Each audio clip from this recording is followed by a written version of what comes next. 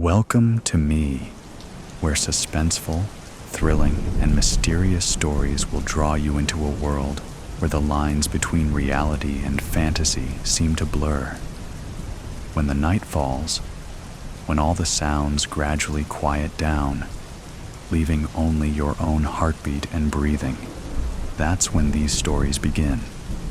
Tensions, unsolved mysteries, moments that will make you hold your breath in fear or curiosity, all are waiting for you ahead.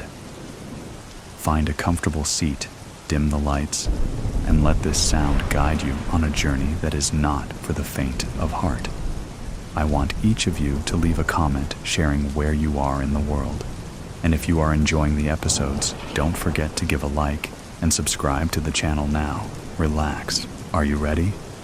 If so, join me in the first story right now. The funeral of Evelyn Warren. The chapel was too quiet. Grace sat in the front row, her hands tightly clenched in her lap.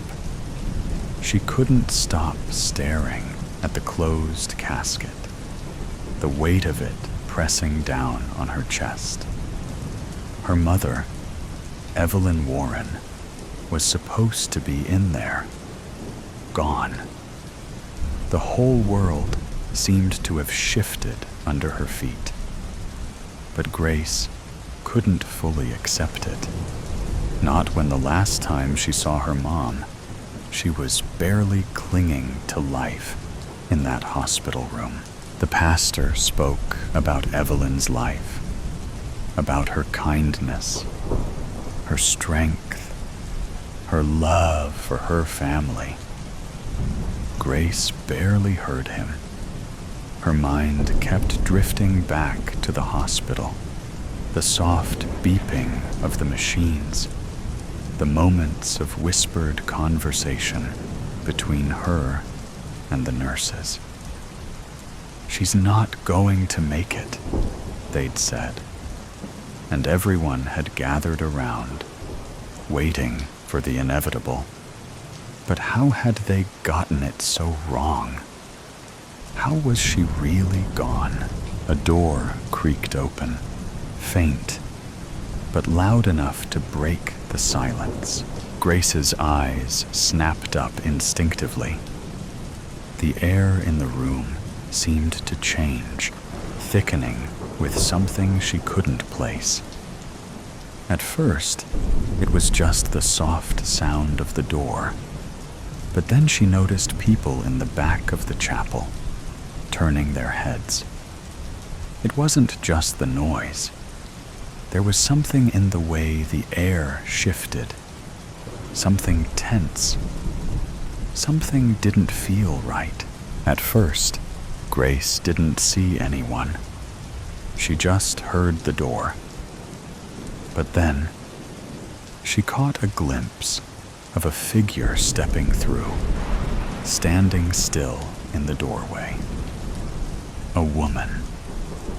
Her figure barely visible in the dim light.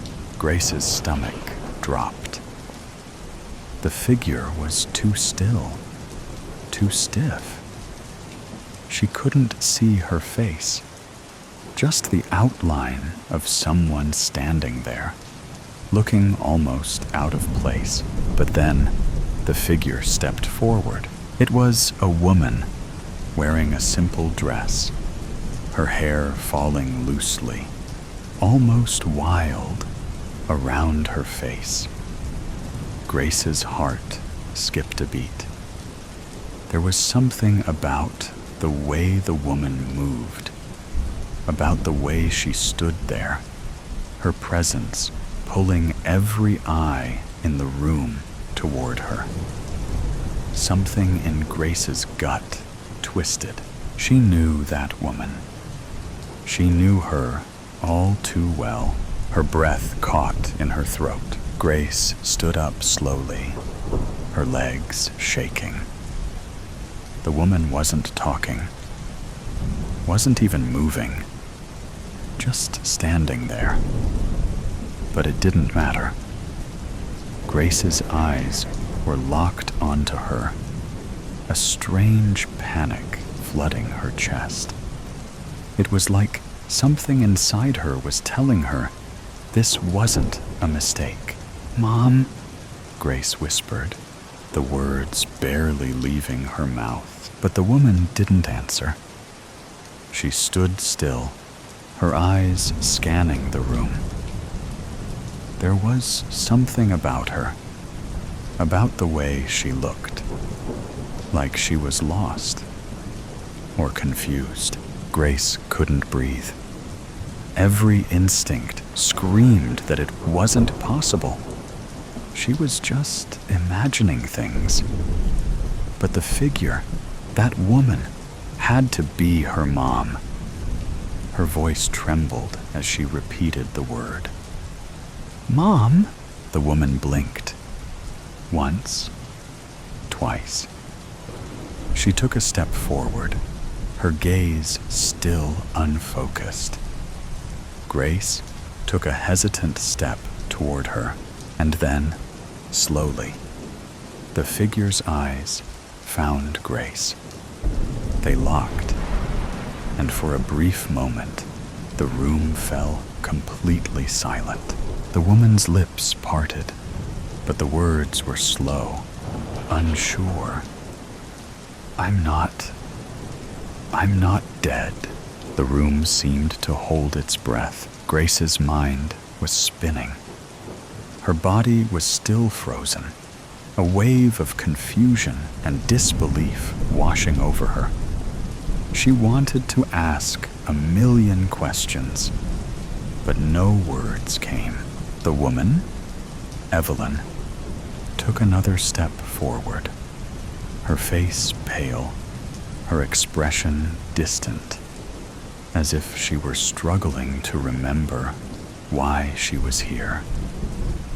"I didn't die," she whispered again, almost to herself, before her eyes finally met Grace's. "I'm not dead." Grace's mouth went dry. Her hands shook. Her mom, standing there, alive, and looking like she hadn't just been on the brink of death. It didn't make sense. She couldn't make sense of it. Not when she had just signed the papers hours ago. Not when she had seen the doctor shake his head. Not when the nurses had told her it was over. She took a step closer, her heart racing. "Mom? How are you? What's going on?" Evelyn's eyes were distant, like she was still trying to piece everything together. "I don't know, Grace," she said, her voice low, almost trembling. "I don't know. I was in the hospital, and then I woke up somewhere. I don't remember how or why. It doesn't make sense." Grace felt the floor beneath her shift. It wasn't just her confusion anymore. The whole room was holding its breath. The whispers around her, the people shifting in their seats. It all felt like the world was tilting, like something that should have been impossible was somehow here, in front of her. Her mother was here, alive, but no one knew why. A voice broke through the silence, sharp and incredulous. "What do you mean you woke up somewhere?" It was Mark, Evelyn's husband, standing at the back. His voice was trembling, but it was louder than the rest. "How could you just wake up? You were dead, Evelyn." Evelyn turned slowly toward him, her gaze steady but tired. "I don't know what they told you, Mark." she said, each word heavy. I don't know what happened, but I'm not dead. I'm standing here. I'm alive. Mark shook his head, his face pale, his hands clenched by his sides. This doesn't make sense. I saw them roll you out. I saw them. His voice broke for a moment. I thought we were done. I thought I was burying you today. People exchanged uncertain looks, some beginning to stand, others shrinking back into their seats. Everything had been turned upside down in an instant. Grace's mind was racing. But the hospital, the machines, Her voice faltered, as if the words themselves were too heavy. I was there, Mom. I saw you. I told you I loved you. She couldn't finish. The memory of her mom lying there, so fragile, barely clinging to life, was still too fresh. It didn't make sense. How could she be standing here now? So normal. Evelyn stepped closer, but there was no comfort in it. She wasn't the same Evelyn that Grace had known. She seemed distant, even when she stood right in front of her. It was like she was here physically, but her presence was off. She looked like someone trying to remember who they used to be. I don't know why they told you that, Evelyn said softly. I don't know what happened, but I swear to you, Grace, I wasn't dead. I didn't die, but we were all told you were gone, Grace whispered, her voice cracking. Why didn't you come to us? I couldn't, Grace. I don't know what happened, but I couldn't remember how to get back. Everything felt so strange, like I was still in the hospital, like I wasn't allowed to leave. Grace couldn't breathe. None of this was making sense. I need answers, Mark said, taking a few quick steps toward Evelyn, his face twisted with disbelief. You don't just get to show up after we've all mourned you, after we've buried you, and say you're fine. I heard them tell me you were gone. His voice was sharp, raw. What is this? Some kind of joke? I'm not joking, Mark, Evelyn said, her tone suddenly hard, but there was a weariness behind it. I'm not here to hurt anyone. I'm not here to confuse you. I'm just telling you the truth. I don't know what happened, but I'm not dead. The room was silent again, the weight of her words hanging in the air. Grace wanted to scream, to shake her mom and demand answers, but she could only stand there, frozen. The casket behind her, her mother's casket, was a cruel reminder of everything that was supposed to be real, of everything that wasn't. Maybe you should sit down, someone whispered from the back. Grace couldn't tell who it was. Evelyn's eyes flickered around the room, scanning the faces. And for the first time since she entered, she seemed to register how many people were watching. Some were looking at her in disbelief, others in fear, unsure of whether they should approach or retreat. I'm not trying to hurt anyone, Evelyn repeated, her voice quieter now, though there was something like sorrow in her tone. But I can't explain this. I don't understand it. I don't understand how I'm standing here, either. I don't understand any of this. Grace felt tears threaten to spill, but she fought them back. The world was too heavy. It felt like her brain couldn't catch up with what was happening. The way her mother looked, alive, but not the same, was like a dream, like something she'd imagined in her worst nightmare.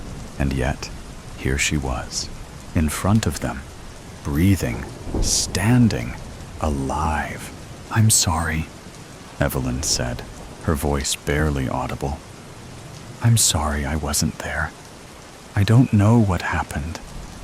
But I'm here now." Grace, standing there, couldn't shake the feeling that the answers weren't going to come easy. And maybe they never would. Colorless Heart. Set your story in a world that has lost all color. Colorless Heart by Lucy Apatow. Marie roused from sleep in the double bed inside the Paris Hilton Hotel.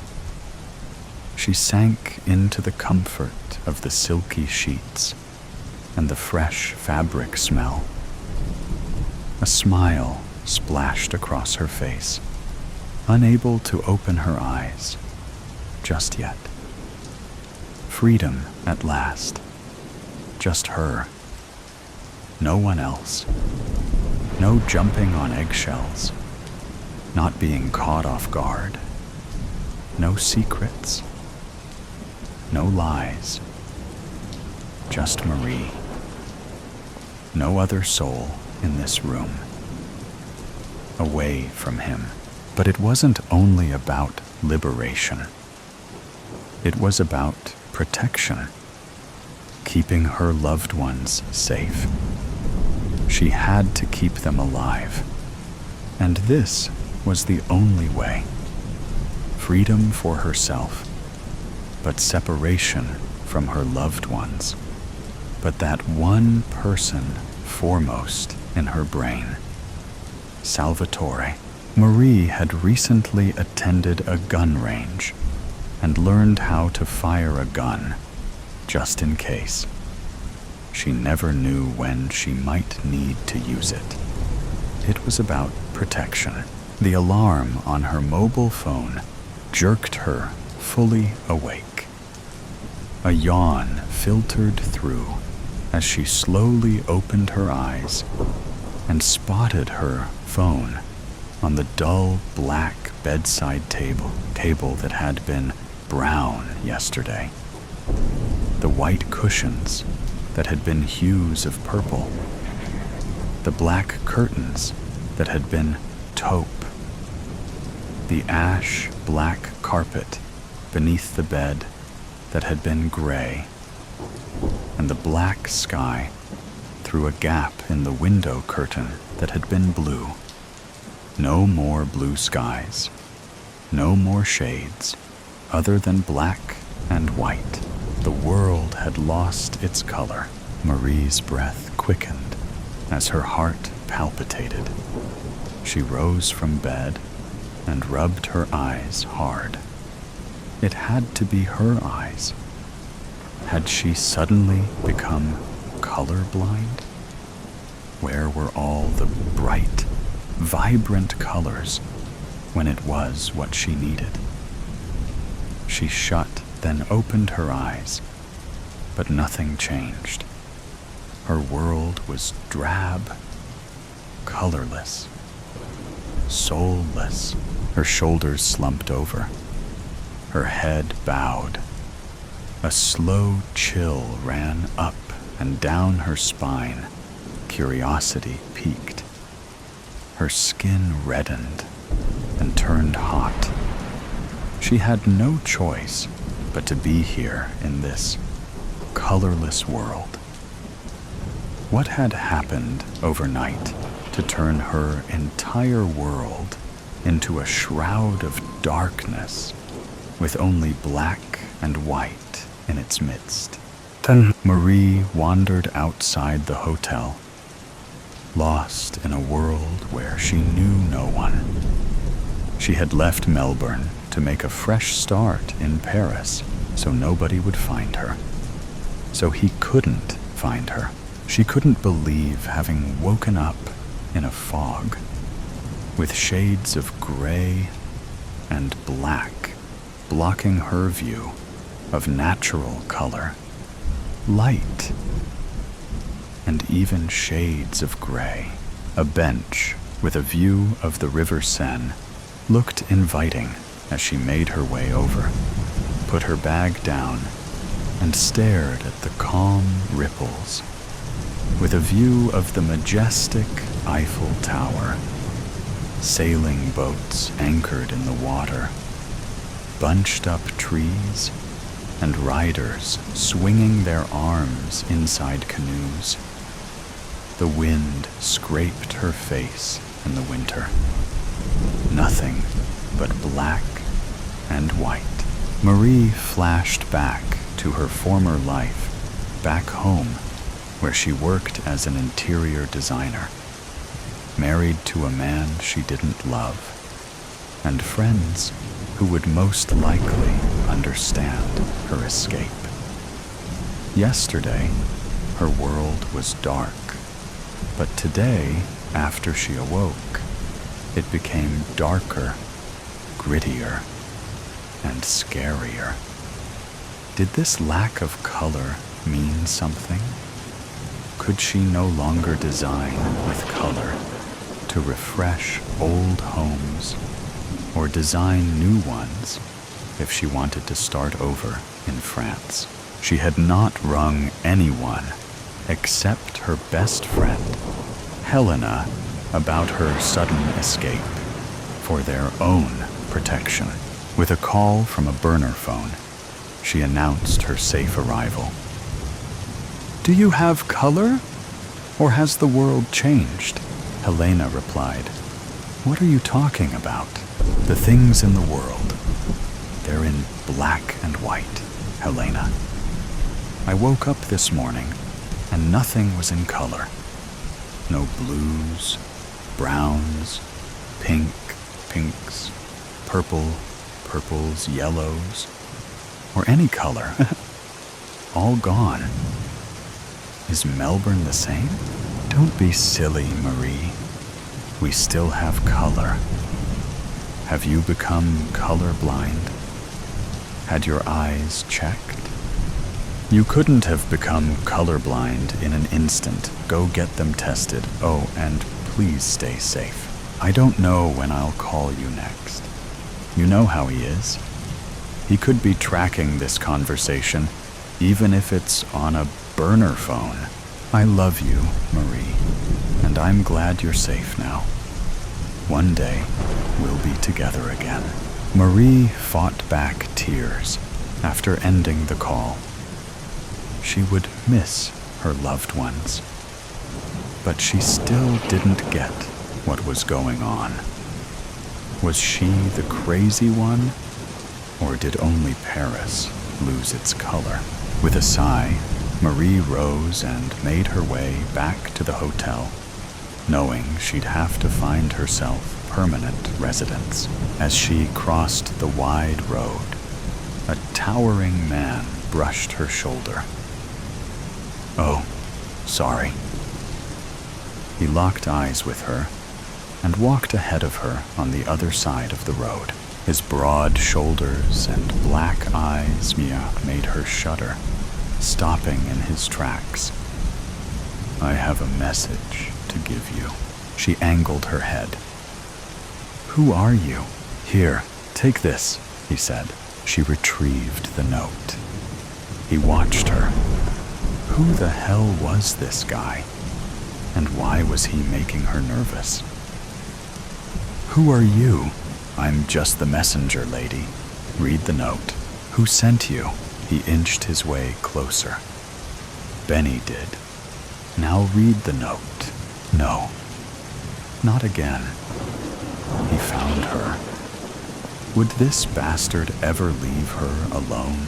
With a shuddering breath, she unfolded the note, her hands shaking and the back of her neck sweating. Bits of her skin prickled. What was this?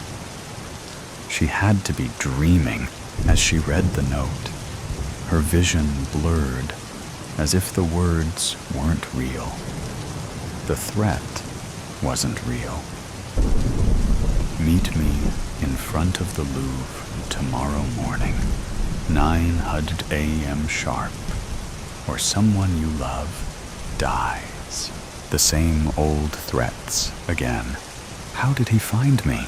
The man bared his crooked teeth with a smile. He swaggered off into the distance. It wasn't over. It never would be. The next morning, Marie paced her steps towards the Louvre, a queue that was a mile long. She wondered if anyone would ever reach the entrance to the museum. The glass panels of the building distracted her from the enemy she was about to meet. Each step drew her closer to the devil. When would it end? Her breath hitched as she stepped on uneven ground, razor-sharp pain cutting into her lower back as she fought the gust of frozen wind. She had to free herself, but how? He would always find her, threaten her, obsess over her, and abuse her. She'd been abused for 3 torturous years. Storm clouds brewed when Marie drew closer to the swarms of people. It was almost 9 o'clock, and passers-by stared at her as if she as an alien. Was it obvious she was heading towards her death chamber? To her dreaded foe, a cold caress at the back of her neck made her freeze in her spot. She turned. It was him, Benny. In all his wealthy glamour, the bastard wore a black tie, black buttoned-up suit jacket over a black cashmere jumper, with black pleated pants over Italian leather shoes. He smelled rich. "Follow me," he said, as he prodded her towards an unknown destination. They walked in silence as his intermittent glares unnerved her. The squeeze of his arm draped through hers, leaving bruises, but she said nothing.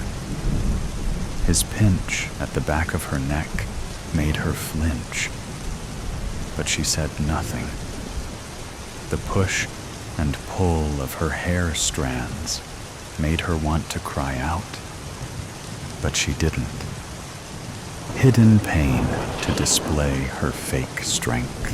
When, finally, she sat down outside the cafe with its outdoor setting, he ordered hot drinks and croissants. No one does what you did and gets away with it.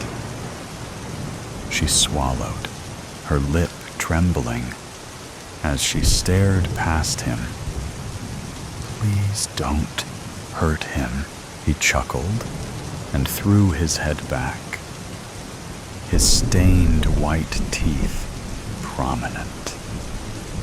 Flicking a cigarette over an ashtray, he tilted his head. "You're lucky I love you, Marie. If I didn't love you, you'd be dead by now. But you ever try something like this again, and I won't hesitate to slash your throat. Feed your decrepit body to the fish in the Seine River. Got that?" She nodded, a black spot clouding her vision. Puffs of smoke floated towards her and made her cough. Not that he cared. He was a narcissist. He retrieved his phone. Watch this. No, I mean business, Marie. I don't blow damn smoke up my arse. She gripped the phone and saw him, tied up to a chair, gagged, beaten, tortured. Two black eyes, bruising across his cheek, haggard, frail, head hanging down low as if giving up. No, don't give up, my love. Never give up. A gasp of air grounded her. Rattling teeth must have made her look scared in front of him. Is he all right? He scoffed. That depends on you. You put one foot wrong. Leave me again, and he dies. Only when we're safely back home, he'll be released. The waiter returned with the croissants and hot coffees. Sorry about the croissants. They're a little overcooked, but these are more their natural yellow. Marie winced. But those croissants are black, not yellow. He waved a hand. Don't mind her. She's the constant joker. But no worries. We'll have them as they are. The waiter nodded. Black, you say? Benny glared. Leave us. The waiter walked off with a curious gaze. He turned to her. What is wrong with you? Can't you see the color of the food? How could he not see what she was seeing? What was wrong with her? No, everything is black and white. I don't see color anymore. He laughed. Are you telling me you see the brown coffees, the blue ashtray, the beige tablecloth, my red tie, my dashing blue eyes? Her heart missed a beat as she gritted her teeth. No, I lost sight of color this morning. I woke up like this. Everything is black and white. Interesting, he said. Marie looked past him and spotted the man she'd seen earlier. The one who had given her the note. He was standing by a lamppost, sculling a bottle of beer. Why was he around? He must have been Benny's bodyguard, in case she made a run for it. Marie and Benny stepped inside her hotel room.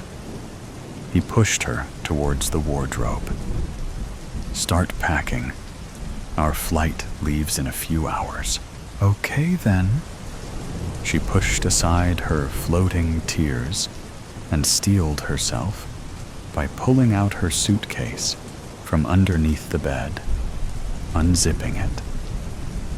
As if in a surreal world, she pulled clothing off hangers and threw them into the suitcase. She was going back to her prison, away from the love of her life. If only she had been stronger a few years ago, when he had framed her ex-boyfriend, Salvatore, for murder. Just so he could be free from prison, she was forced to marry him.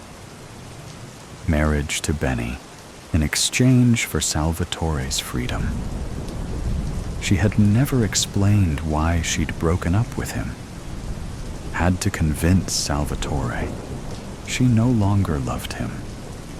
It had cut her insides, but she had to keep him safe. Salvatore had not given up on her and found ways for them to meet secretly.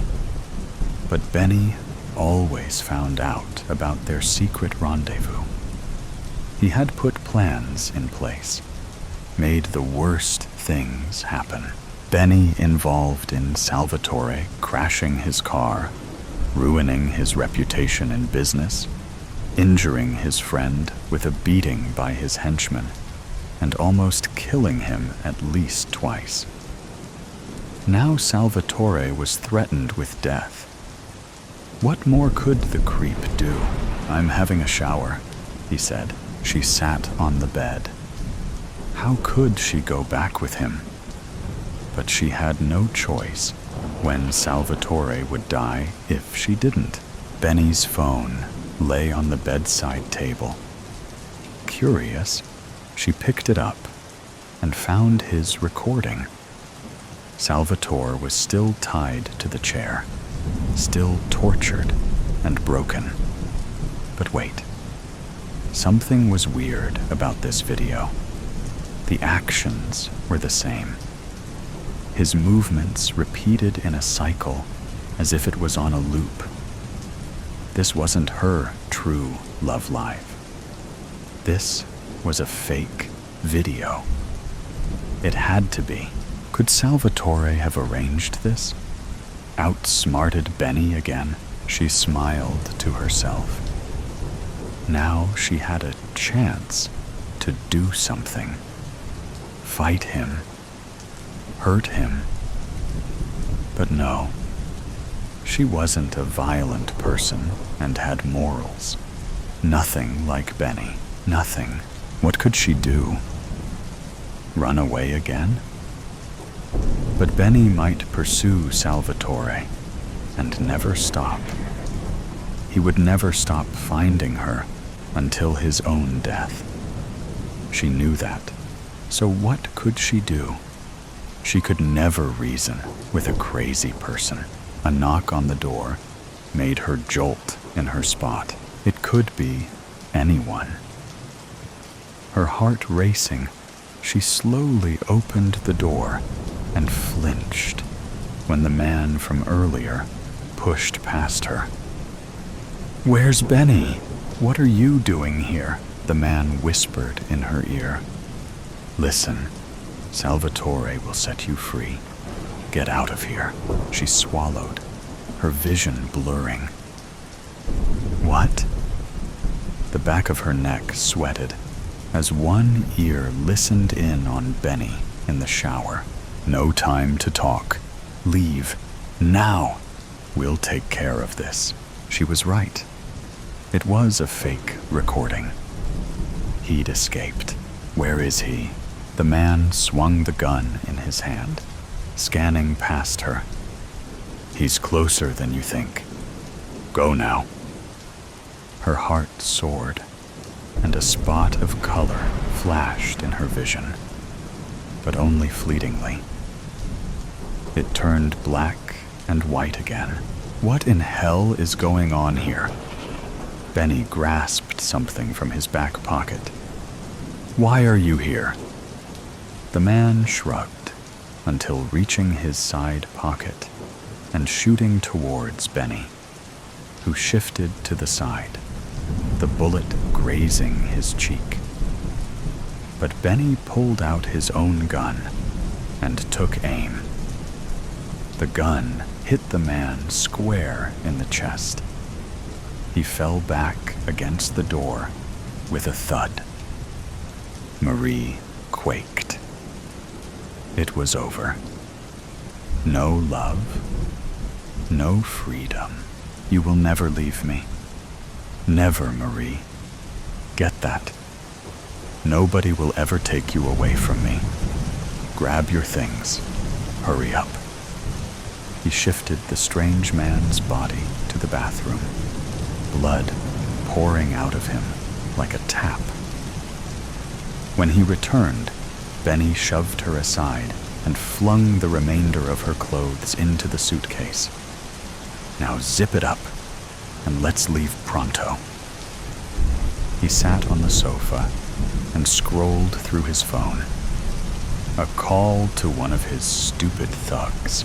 Goosebumps swarmed like insects over her arms as a dull ache at the back of her neck made her queasy. This had to stop, slowly zipping up the baggage. A shuffling sound underneath the bed made her think she was hearing things. But no. She spotted a shoe protruding from the corner as someone glided further to the edge. Near the bedside table, Salvatore appeared and placed a finger across his lips, hefting a gun.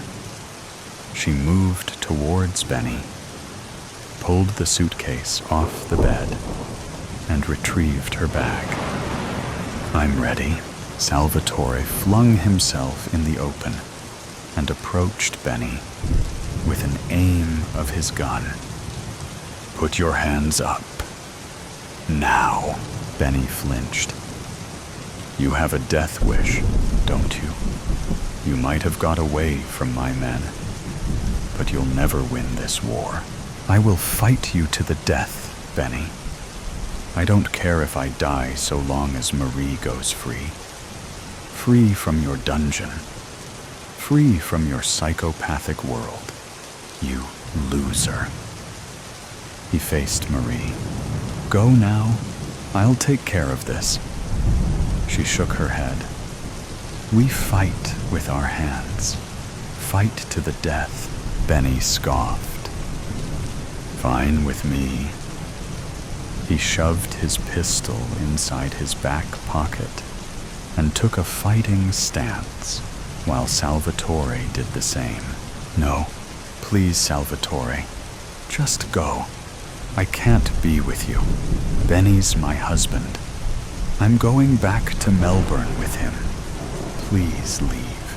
"No, Marie. Enough is enough."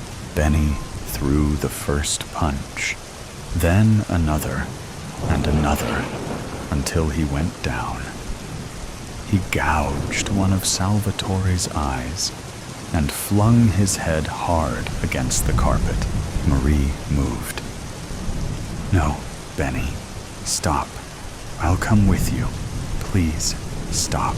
Benny softened, giving Salvatore the chance to pound into Benny with a blow to the kidney and then a swift kick in the leg. Lamps overturned, magazines tumbled in the air, and the coffee table shifted. Benny kicked him on the side of his abdomen, and he keeled over. She had to do something. But what? Benny reached for something in his pants pocket. A flick knife. No. He was going to break the rules. Not on her watch. Salvatore attempted to rise when Benny stepped forward. A smirk plastered over his face. He wandered over to him when the knife swung in the air. Marie reached for his back pocket, pulled out the gun, and aimed. "Stop, or I'll shoot," he scoffed. "You don't have the guts? Don't even know guns?" Benny ignored her, about to stab Salvatore in the throat. Marie pulled the trigger and shot him twice in the stomach. The knife fell, and he dropped like a sack of potatoes. Blood seeped onto the carpet, and she watched and waited for the life force to draw out of him. 3 years of hell. 3 years of watching over her shoulder. 3 years of fearing the lives of her loved ones, walking quietly on eggshells. Those days were over as the rotten apple drew his last breath. Salvatore shuffled towards her and hugged her. "I love you, Marie. I'm sorry I couldn't protect you from him. You've always protected me." She beamed. "I love you too, Salvatore." She savored the gentle caress of her lover's strong arms around her waist. Her eyes shifted, her surroundings vibrating with color. Nor more colorless world. And then the red one enters. A great artist once said, "Color. What a deep and mysterious language, the language of dreams." Depending on the situation or distraction, this philosophy unquestionably plays an integral part in Herbert Truelove's meandering existence, floating and gliding from one state of contented, colorful contemplation to the next, regardless of the consequences. It is Tuesday. Spring has just about sprung, and a dapple of weak sunlight is finally threatening to break through the clouds that have been in perpetual domination since last October.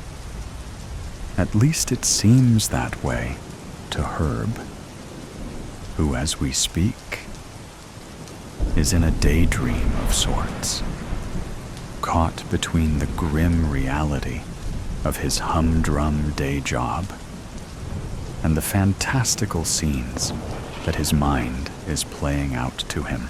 Today, softly tinted marshmallow cats and dogs with expertly curated mustaches and jaunty little hats are fleeting across his venturing mind. Everything is odd and hazy around the edges. The sun's faint rays kiss the scene with hues of pale yellow, blue, and pink. And across the dusty blue sky, cloud-like forms are enticing him away to somewhere far beyond the gray walls of reality, where Herb's flesh and bones exist. True love. Shrill and pointed as ever, the bespectacled and suited Geraldine Ledbetter, a storm cloud personified, marches across the office and places herself between the window and Herb's reverie. She casts the darkest kind of shadow across the desk, perhaps the sort you might encounter in a terrible nightmare. Are the figures for the board meeting ready yet? The words thunder reverberating in Herb's ears. But he is not easily fazed. Herb has learned that it is best to do whatever is asked of him. Herb knows that it's wise to keep his head down and complete his work to an adequate standard, so that it attracts minimal attention. Herb knows where his mind would rather be. The mustachioed marshmallow cats and dogs saunter away towards the rapidly graying clouds, and Herb, rubbing his eyes, waggles the gray plastic mouse to motion his laptop back into life. "Half an hour," mutters Herb, as he adjusts himself to the reality that surrounds him. The cats and dogs disappearing into the cloudy horizon. His tired eyes flicker across the incomplete spreadsheet that occupies the screen. Conditional formatting highlights the cells that need to be completed in a garish, bright yellow. As Herb knows from bitter experience, the department heads are notoriously tardy in submitting their month-end figures, and this month is no exception, and that will include the projections for the second quarter. The dark outline of Geraldine Ledbetter demands rather than questions. Of course, around the edge of Geraldine's heavy form Herb can see a butterfly hovering outside the window, its golden-tipped wings unusually early for the time of year, but splendid all the same as it flutters in the mid-morning light on my desk by 11 sharp then. Then Geraldine, engulfed within her ominous cloud, rumbles back through the office and is gone. The light resumes its place on Herb's desk, and his pupils contract for a moment. As he refocuses, he watches the butterfly as it continues to dance outside the window, coaxing and tantalizing, almost coquettishly, if a butterfly could assume such a demeanor. "Hey, Herb, look at me." Herb runs his hand over his chin, catching the patch of stubble that he's missed during this morning's shave. The empty yellow cells blink at him. Herb is no fool, of course. He is something of a spreadsheet genius, and all the projections, graphs, and charts will update automatically as soon as he inputs the missing figures. He turns his attention away from the butterfly for a moment and flicks to his emails. Nothing. 5 department heads have still not submitted their figures. Herb detests having to chase them. They make him feel insignificant, as though they have more important things to think about than a few numbers. Numbers that you should bloody well know if you had any clue what you were doing, thinks Herb. The tapping at the window draws his attention away from the screen. The butterfly is still there, and in the distance, pink and blue, marshmallow, cats and dwarfs with mustaches and jaunty hats are bounding along the treetops. The butterfly poses enigmatically on a small branch that grows out of the old brickwork, stretching and twitching its outstretched wings. Herb is so overwhelmingly compelled by the creature that he moves cautiously round to the other side of the desk and crouches down, the thinning fabric of his trousers straining at the knees as he does so. The glass separates his nose from the butterfly by less than an inch.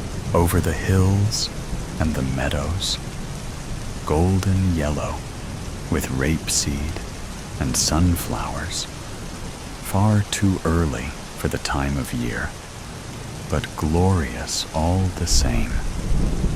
The countryside is ablaze with color as Herb and the butterfly soar, dipping and flying over the landscape below, hanging on tightly to its wings, delighting in every swirl and swoop. Herb is surprised to see strange markings on the insect, not usual for this type. In between the clouds, the cats and dogs nod and doff their hats as he passes, and Herb strains his eyes against the wind, fascinated by the butterfly, curious to examine more closely its squiggles and shapes. Back at his desk, Herb recalls the markings, which were in fact numbers. 5 of them etched in fine, flowing lines across the butterfly's wings.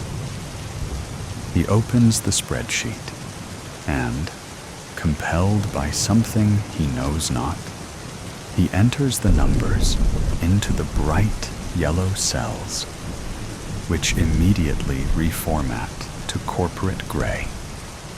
The bottom line updates. The graphs and charts complete. All is done. But the cell containing the overall projection for the next quarter is now red. This doesn't surprise Herb. The second quarter is always like that. So he prints off copies for the board meeting, slides them onto Geraldine's desk whilst she's in the washroom, and disappears for an early lunch. Outside, the sun has burned away the hazy cloud of earlier, and the day promises to be a little warmer than of late. Herb buys a takeaway sandwich and coffee. Then, in the small memorial garden down the road from the office, he finds an empty bench facing the sun. He sips the coffee, letting the warm, milky substance trickle down his throat and warm his insides, the caffeine tingling through his veins. Herb closes his eyes. Blotches of red, orange, and green fill his vision as the light from the sun leaves its mark. The green shapes begin to move in slow, swirling motions, bumping off the red and orange like a crooked kaleidoscope. Herb recalls holding his eye to the brightly decorated tube, turning the colored beads, reflecting in the mirrors. In the distance, his mother is calling him in from the living room to go through to the kitchen for his dinner. The kaleidoscope falls to the floor, and the green swirls fill his vision as a formation of leaves and petals spin clockwise and then anti-clockwise, alternating, until a purple snake pokes its head through the center of the arrangement. It smiles. It's a pleasant enough smile, though perhaps verging on the sinister, and the corners of Herb's mouth twitch slightly. People passing through the memorial garden give him a wide berth. Herb sips the last of his tepid coffee, eats the ham sandwich, which is now lukewarm, and stretches his legs before heading back inside. As he passes the office window, he checks his reflection. Reasonable enough, if a little worn around the edges, but he notices that his shirt looks an odd color. Herb shakes his head. Just the light, and heads back into the office. Herb's stomach sinks as, returning to his desk, he sees the familiar outline of Geraldine against the window. But as he gets closer, he notices an expression on her face that he's never seen before. Not the usual storm cloud, more like a break in the weather, a lightening of the day. There's a faint flush of color to her cheeks, a softening of her usually harsh and critical eyes. Her blouse, usually a nondescript department store shade of grayish beige, now seems to emit a slight hint of pink, not bright enough to be obvious, but just enough to make Herb look twice. The board meeting went well, she says. The projections were in line with expectations. Good work, true love. Herb nods, not sure how to respond. She has never called his work good before. Ever. I need you to run some modeling, she continues. Future projections, based on recent trends. A few different scenarios. I want to see what we're looking at for the next couple of years. She turns to leave, then pauses. By the way, she adds, looking Herb up and down in a way that makes him feel like he's transparent. "I like that shirt on you.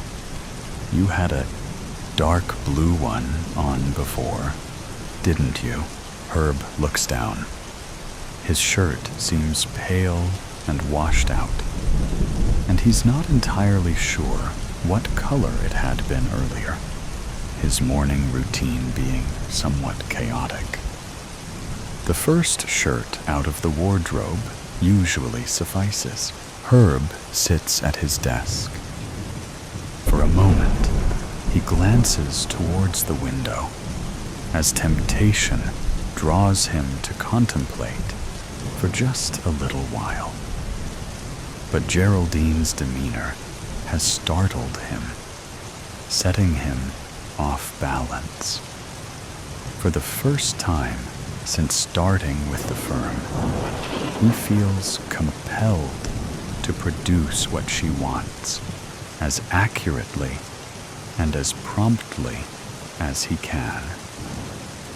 Herb exhales slowly and turns to the spreadsheet. Numbers and formulas are a place of comfort and security for him, and he begins to plan out the equations and tables of data that he needs. Everything is mapping into the right place. No errors flash, but his mind is slowly drifting. The warmth of the sun still lingers on his face. The coffee tingles in his bloodstream, and Herb's fingers hover over the keys.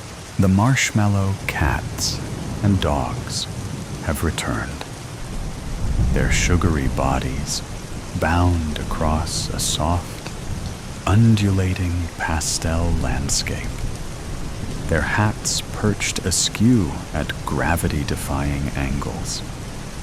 Herb watches the beautiful hues of the world around them, gentle like childhood dreams. He smiles as they swirl and leap, admiring their peculiar hats and mustaches. Then there's a flicker, and something deeper in his mind stirs. Herb snaps back to the screen. The formatting is wrong. Purple cells. They hadn't been there before. He hadn't formatted them that way. Herb was sure of that. The empty spaces within them pulse ever so slightly, and Herb's stomach tightens as he recalls the numbers on the golden-tipped butterfly. The snake was purple. He tries to remember the patterns. Had there been numbers? Herb leans back in his chair and closes his eyes, trying to recall, attempting to re-summon the lunchtime dream.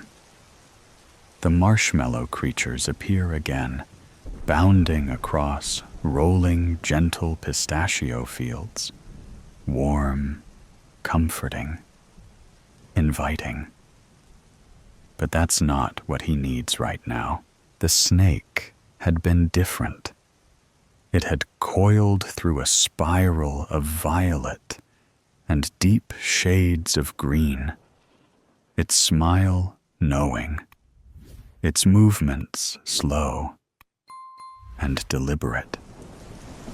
Herb pushes deeper into the memory, searching for it, feeling the gentle marshmallow dreams resisting, as if trying to keep him away. Then he finds it. The kaleidoscope returns. "Your dinner's ready, Herbert." But the snake slithers from the swirling pattern of leaves, its scales shimmering in purple hues. And there they are, the numbers, etched in golden ink along its back, shifting and twisting as the creature moves. Herb returns to his desk with a jolt. His fingers move quickly before his waking mind erases what he's just seen. And with shaking hands, he enters the snake's numbers into the spreadsheet. The model updates. The figures align. Herb's heart thumps in his chest. The purple cells have turned gray, but he doesn't know what the new snake-derived data means. But when he prints the pages and places them on Geraldine's desk, she looks at him with something close to admiration. "Interesting," she murmurs. Geraldine chews her freshly painted lips as her eyes move across the sheets. "This changes things. Leave this with me, true love." Then a pause as she adjusts the chain of magenta beads that seem to have appeared around her neck. "Thank you." Later in the week, we find Herb reflecting on the events of the last couple of days. He's continually surprised and a little bewildered at the changes he sees in Geraldine's persona, gaining subtle hints of color in both her wardrobe and her demeanor.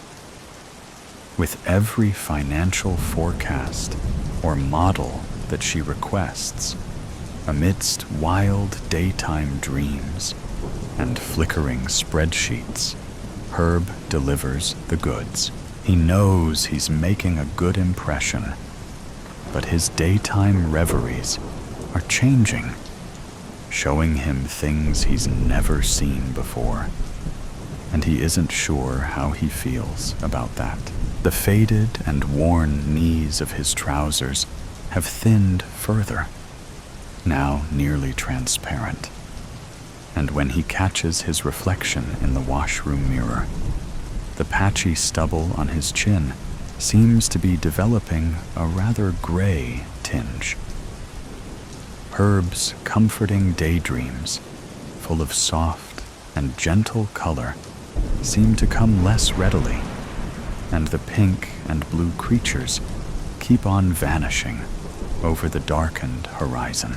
The spring that threatened to flourish just days earlier has retreated back into winter, and a bitter easterly wind whips around every building and street corner. Today, it is Friday, and Geraldine wants the latest figures to review over the weekend. As ever, Herb is on point to deliver. It seems to him that the department heads have faded into obscurity. They approve the files that Herb emails to them without a second glance, and Geraldine continues to be enthralled, enchanted almost, by the tables and charts that Herb sets on her desk at every demand. This morning, Geraldine's blouse is a vibrant cornflower blue, her smile brighter, her voice lighter. She calls Herb into her office. "Herb?" she smiles. "Did she just call me Herb? The board members have noticed your work. They want you to take on some more experimental forecasting." Herb's eyes drift past Geraldine's shoulder. Through the window, he sees a slender man in a tight red suit balancing on the edge of the window ledge. He's grinning at Herb, opening and closing his suit jacket, revealing something, a code perhaps, and then quickly concealing it, smirking as he does so.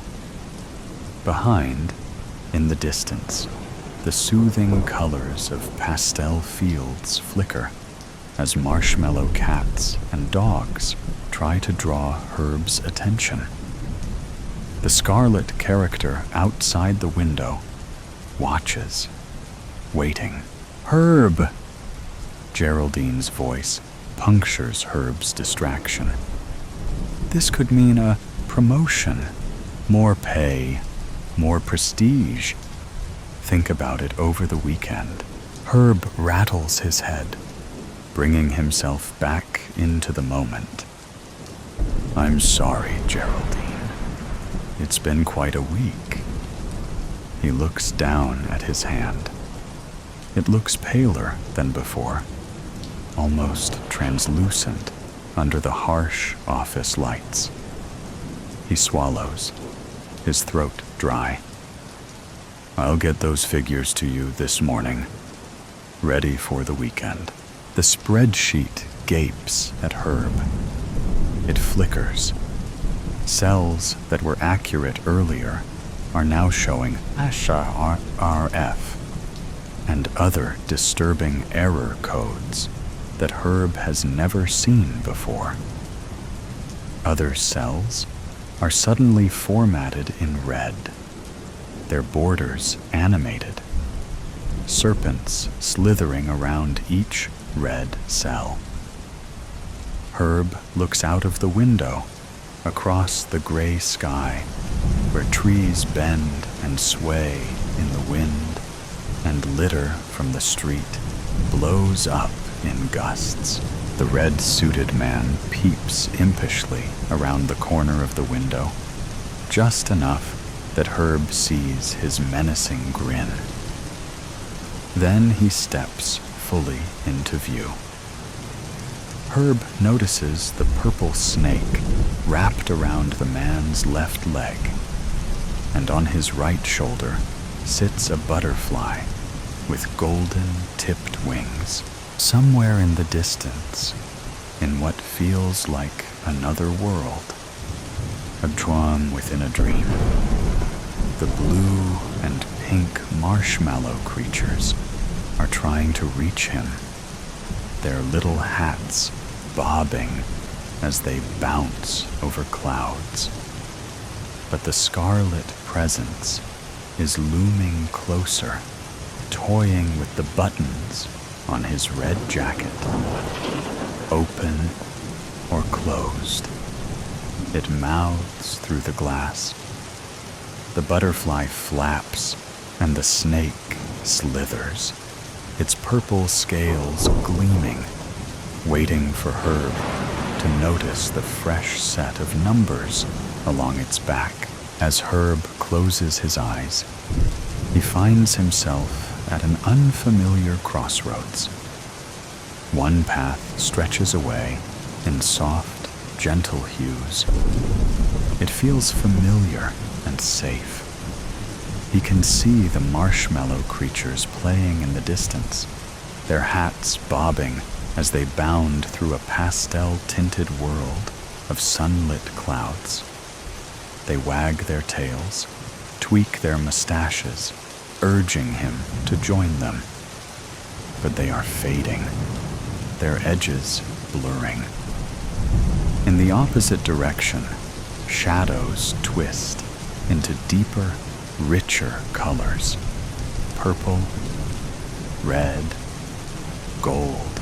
The air sparks with energy that Herb can't see, and the red-suited man stands, waiting, his smirk widening as he temptingly holds his jacket open, revealing an array of numbers and equations. Herb rubs his eyes, looks again in each direction. Herb is compelled by something unfathomable, but he thinks he understands. At his task, Herb works feverishly, head down. He is focused on completing the spreadsheet for Geraldine. By lunchtime, he has succeeded in his task. Geraldine is happy. She pats the papers on her desk fondly, like a favorite pet. She'll look at them over the weekend, she tells Herb. She trusts him to have done a good job. We rejoin Herbert Truelove the following morning. It is Saturday. His tousled head emerges from beneath the bedclothes, and he greets the weekend with a yawn, blinking at the light creeping between the gap in his thin bedroom curtains. He has slept well, remarkably well, in fact. It has been the best night's sleep Herb has had in a very long time. Reality checked. Maggie stared out the kitchen window, her brow knitted in quiet contemplation as she waited for her coffee to finish brewing. The sun poured through the window, warm and radiant. Yet something felt off. It had rained throughout the night. She recalled the rhythmic pitter-patter against her bedroom window and the wind wailing through the trees. The forecast had called for more storms well into late afternoon. However, outside, the world looked untouched, as if the night's downpour had never happened. She recalled having drinks with her best friends from college last night at the new upscale lounge downtown. Lori had been eager to check out the exclusive rooftop bar, but the rain had forced them to stay inside. Instead, they gathered in one of the lounge's sleek, dimly lit sections, sipping mojitos and catching up.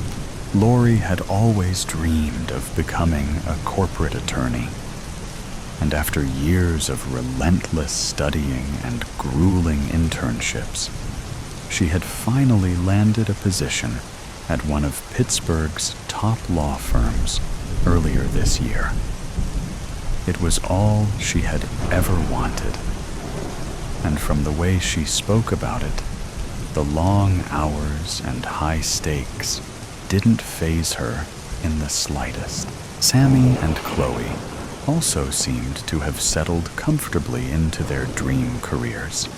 Sammy, with her sharp wit and boundless creativity, was making a name for herself in marketing, crafting campaigns for major brands. Chloe, whom she had known since third grade and always the most compassionate of the group, had pursued a career in healthcare, working as a pediatric nurse, the job she had dreamed of since childhood. As Maggie sat there, she couldn't help but wonder if she was the only one still searching for a sense of purpose, trapped in a routine she couldn't escape. Suddenly, the coffee pot beeped, a sharp, cheerful sound, as if proudly announcing the completion of its task. The abrupt noise jolted Maggie from her thoughts, pulling her away from the window. With a sigh, she grabbed the pot and poured the steaming coffee into her oversized pit mug. She and her friends had bought matching mugs from the university shop, a sentimental keepsake to mark their transition from students to University of Pittsburgh alumni. Back then, they had imagined themselves stepping into bright, promising careers, proudly flaunting their school spirit in their new offices. But as Maggie wrapped her fingers around the familiar ceramic, she couldn't ignore the nagging truth.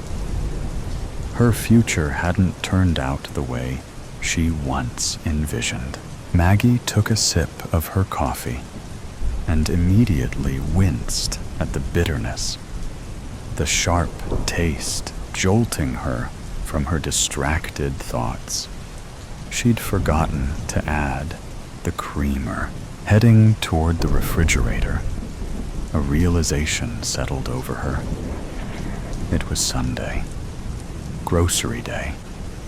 With a resigned sigh, she set down her mug, shuffled to her bedroom to change, then grabbed her purse and keys and headed out the door.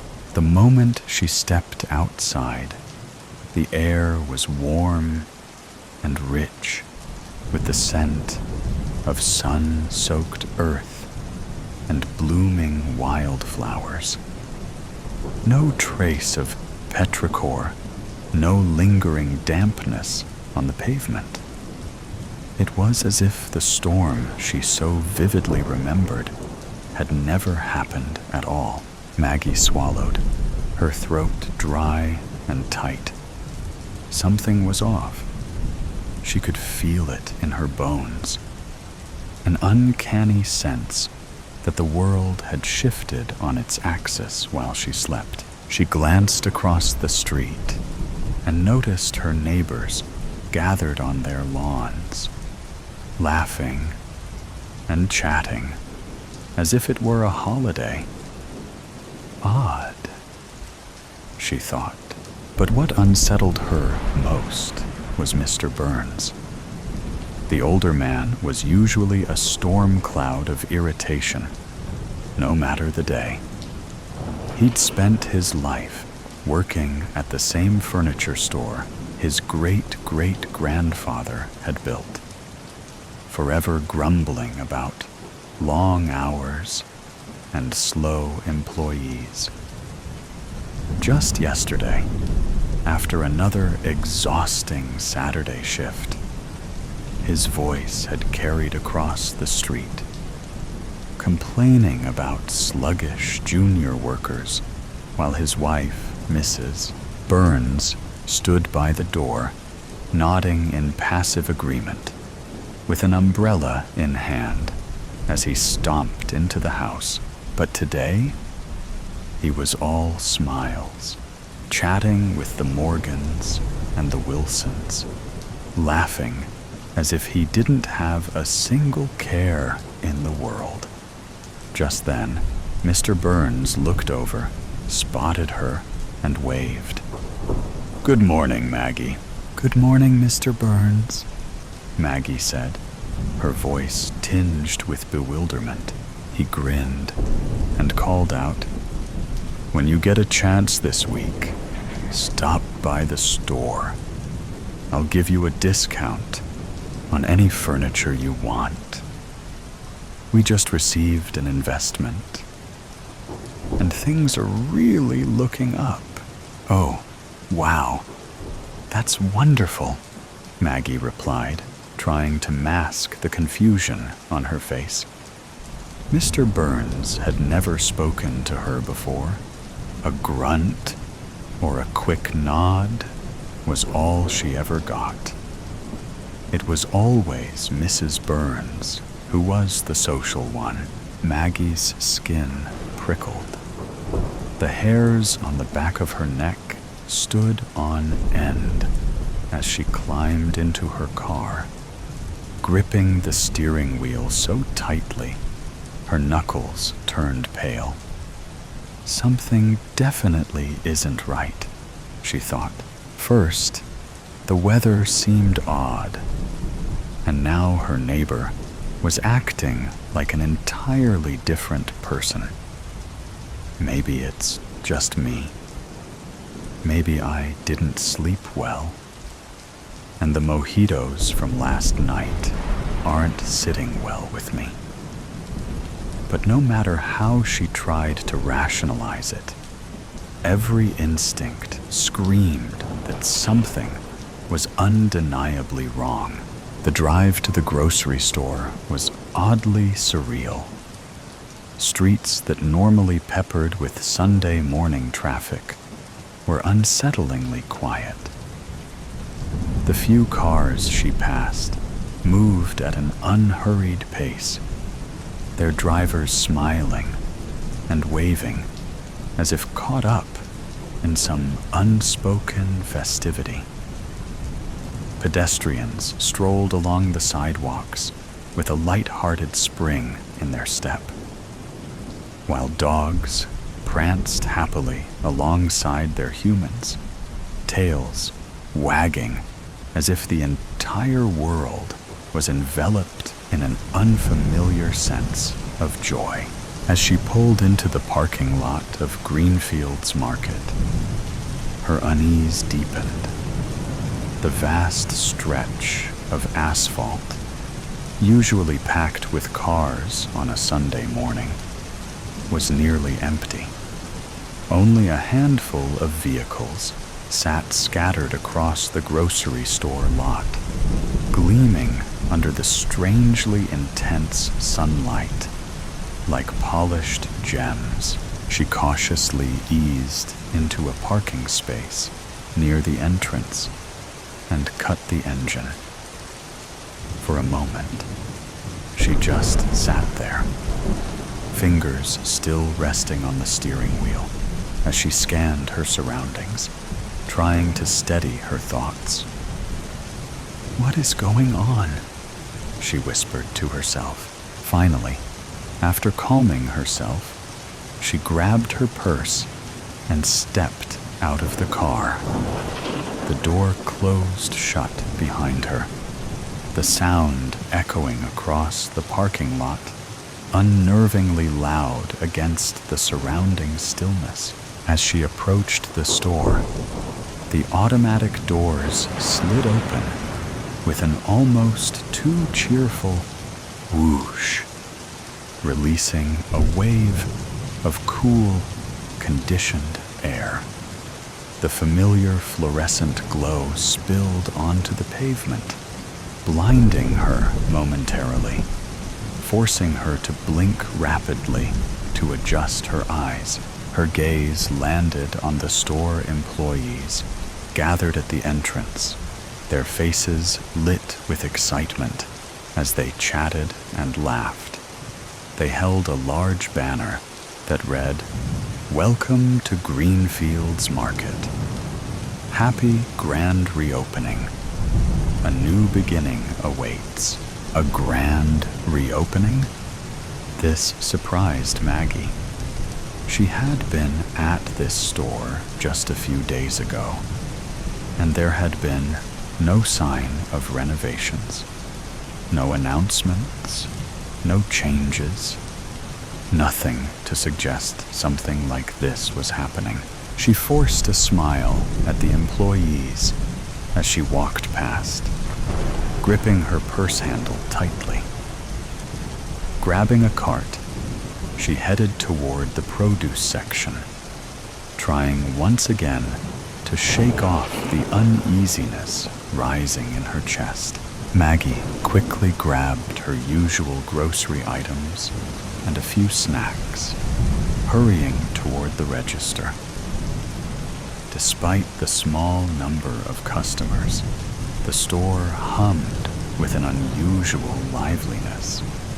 As she made her way through the aisles, everything seemed different. The store fully stocked the shelves with fresh produce, neatly arranged in vibrant displays. Maggie couldn't believe what was happening. This wasn't just a grand reopening. It felt like an entirely new store. Yet everything looked exactly as it always had. As she fumbled with her wallet, she heard someone call her name. "Maggie, so nice to see you today. How are you?" It was Jen from her yoga class. Maggie barely managed a smile as she turned to face her. "I'm good. Just doing a little shopping," she replied, her voice flat with a forced smile. "Oh, I totally get it." Jen chuckled. "I'm getting ready for the week too. Can't wait. You won't believe it, but I got a promotion to regional manager last Thursday. Can you believe it? I'm doing what I always wanted." Maggie froze. "Wait, What? I thought you said you hated your job. You even told me you were looking for something else, even if they offered you a promotion. Jen placed a hand on Maggie's shoulder, her face glowing with excitement. Not anymore. It's my dream job now, Maggie. Isn't it amazing? It feels like a new beginning. Maggie felt a wave of nausea rise in her stomach. Her head spun, and her heart began to race. This didn't feel right. How could everything change so suddenly?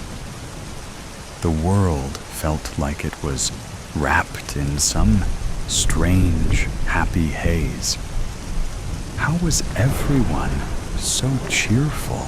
They continued sharing a little small talk and hugged goodbye just as the cashier finished ringing up Maggie's items.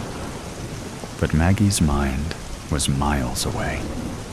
As if on autopilot, she barely noticed the total as she grabbed her bags and hurried out.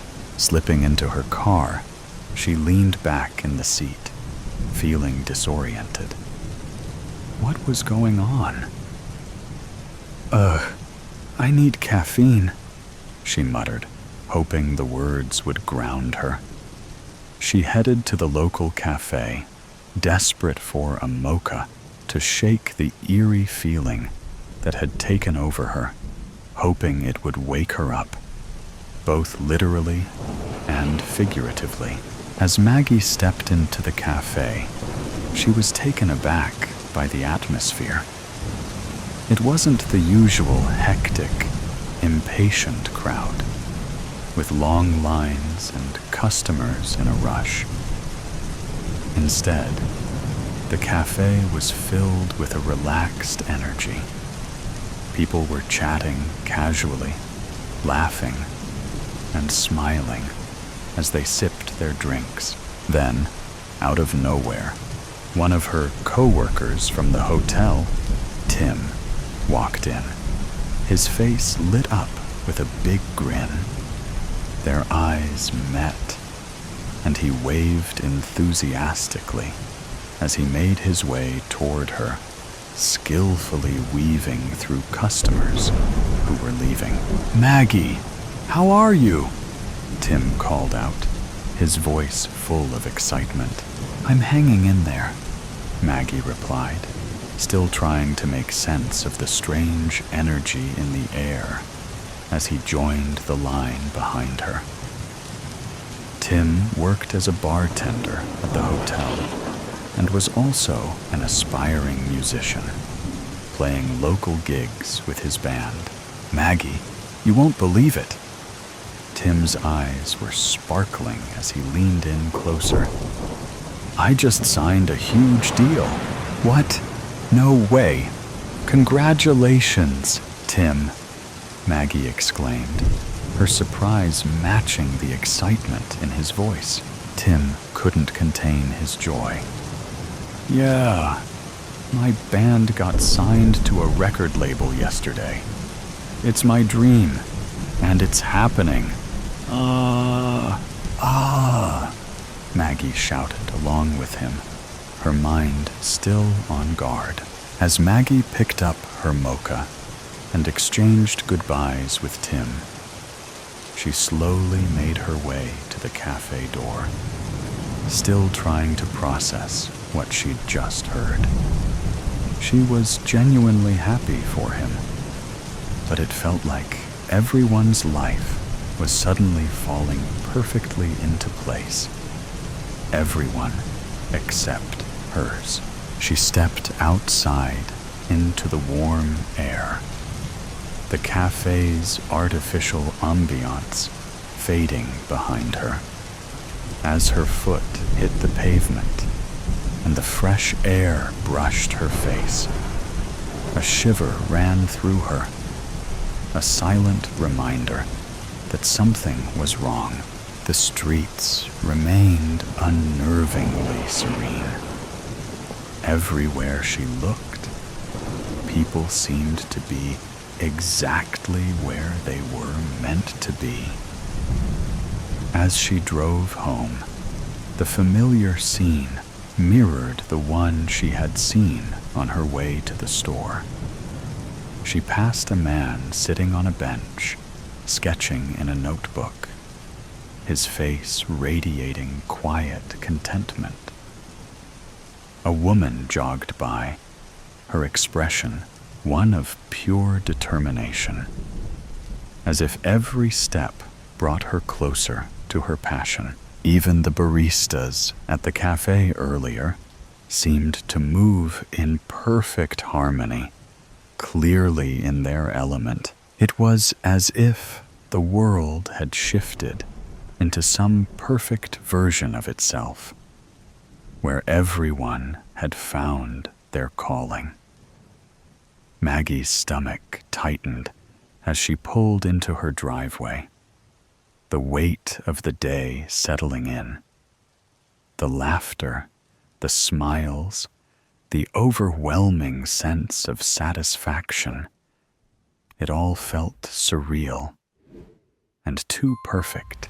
She quickly collected her groceries and rushed into her apartment, her haven from the unsettling aura of perfection that seemed to envelop everyone around her. How could everyone else be so content, so perfectly aligned with their passions, while she felt like she was just existing?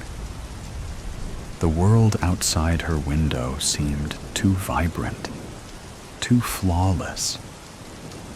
The more she thought about it, the more it felt like a carefully crafted facade, one that taunted her with its perfection, mocking her unfulfilled aspirations. After putting away the groceries, she glanced out the window and noticed the sky had darkened. Was it that late already? The day had passed in a blur. With a sigh, she turned her attention to getting her uniform ready for work. She mentally ran through her usual Monday routine. Oh, that's right, she reminded herself. I need to meet with Mr. Carrollson about booking the VIP hall for this week's seminar. Since the large banquet hall is undergoing emergency renovations. Are you happy, Maggie? The thought surfaced unexpectedly. Is this really what you want? 2 years from now? 5? 10? The questions lingered, unsettling and impossible to ignore. No, I'm not happy, she whispered at first, then repeated louder. I'm not happy. I'm a 29-year-old front office supervisor, stuck in a monotonous routine, she cried out, her voice breaking as tears spilled down her cheeks. Her voice trembled with frustration as she continued, her emotions pouring out unchecked.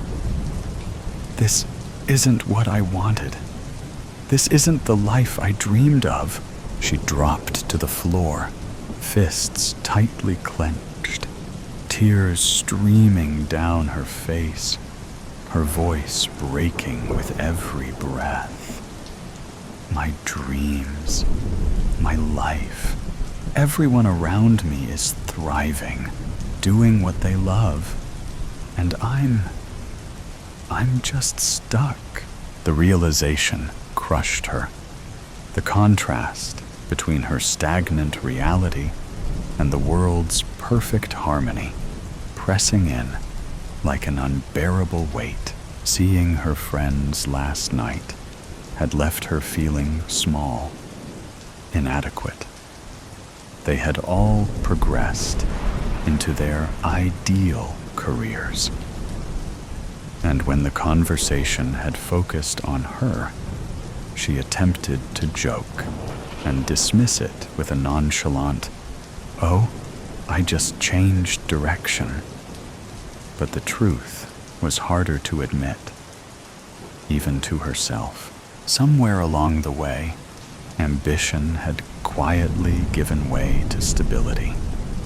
The drive she once had, the fire that pushed her forward, had dimmed, replaced by routine and practicality. And now, as she neared 30, she woke each morning with a dull, persistent ache of regret, haunted by the question, why had I just simply settled for this life? She had long since convinced herself that she was fine, that comfort and security were enough. But were they? Seeing her friends thrive, their eyes alight with passion for the things they loved, had stirred something restless inside her. Do you keep going like this? Waking up every day to the same boring routine, letting time slip through your fingers?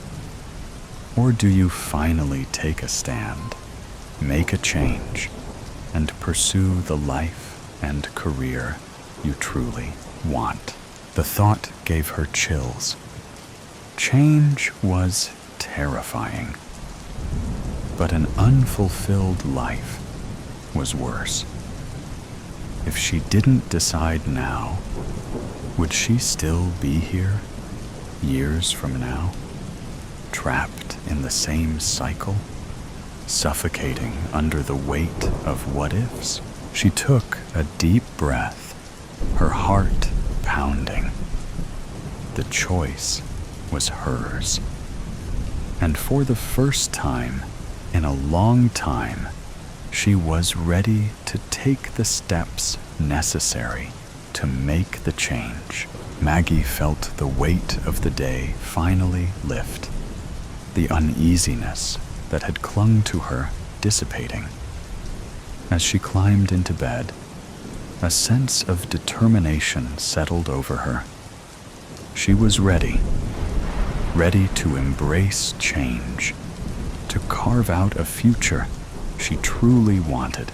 Soon after she drifted to sleep, a loud, thunderous boom jolted her awake. Her eyes snapped open, blinking rapidly as she tried to gather her bearings. Rain pounded against the window, the storm outside mirroring the confusion swirling inside her. Half asleep, she reached for her phone. The screen lit up. 5:34 a.m. Sunday. Squinting, she frowned. Wait, Sunday? Did I read that right? She gasped, sitting up quickly, her heart racing. That couldn't be right.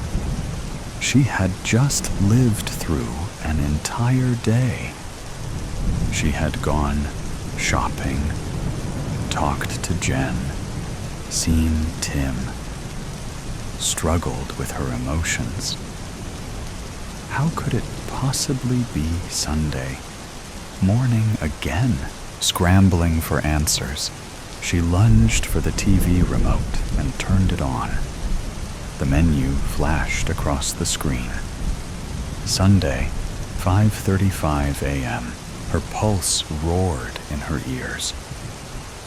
Oh, my goodness. Was it all just a dream? She whispered, her mind racing to make sense of it. A breathless, incredulous laugh escaped her. It was all just a dream. A weird, unsettling dream. Yet, as the initial shock settled, another thought took its place. It had felt so real, so vivid, like she had actually lived it. But more than that, It had forced her to confront the very things she had been avoiding.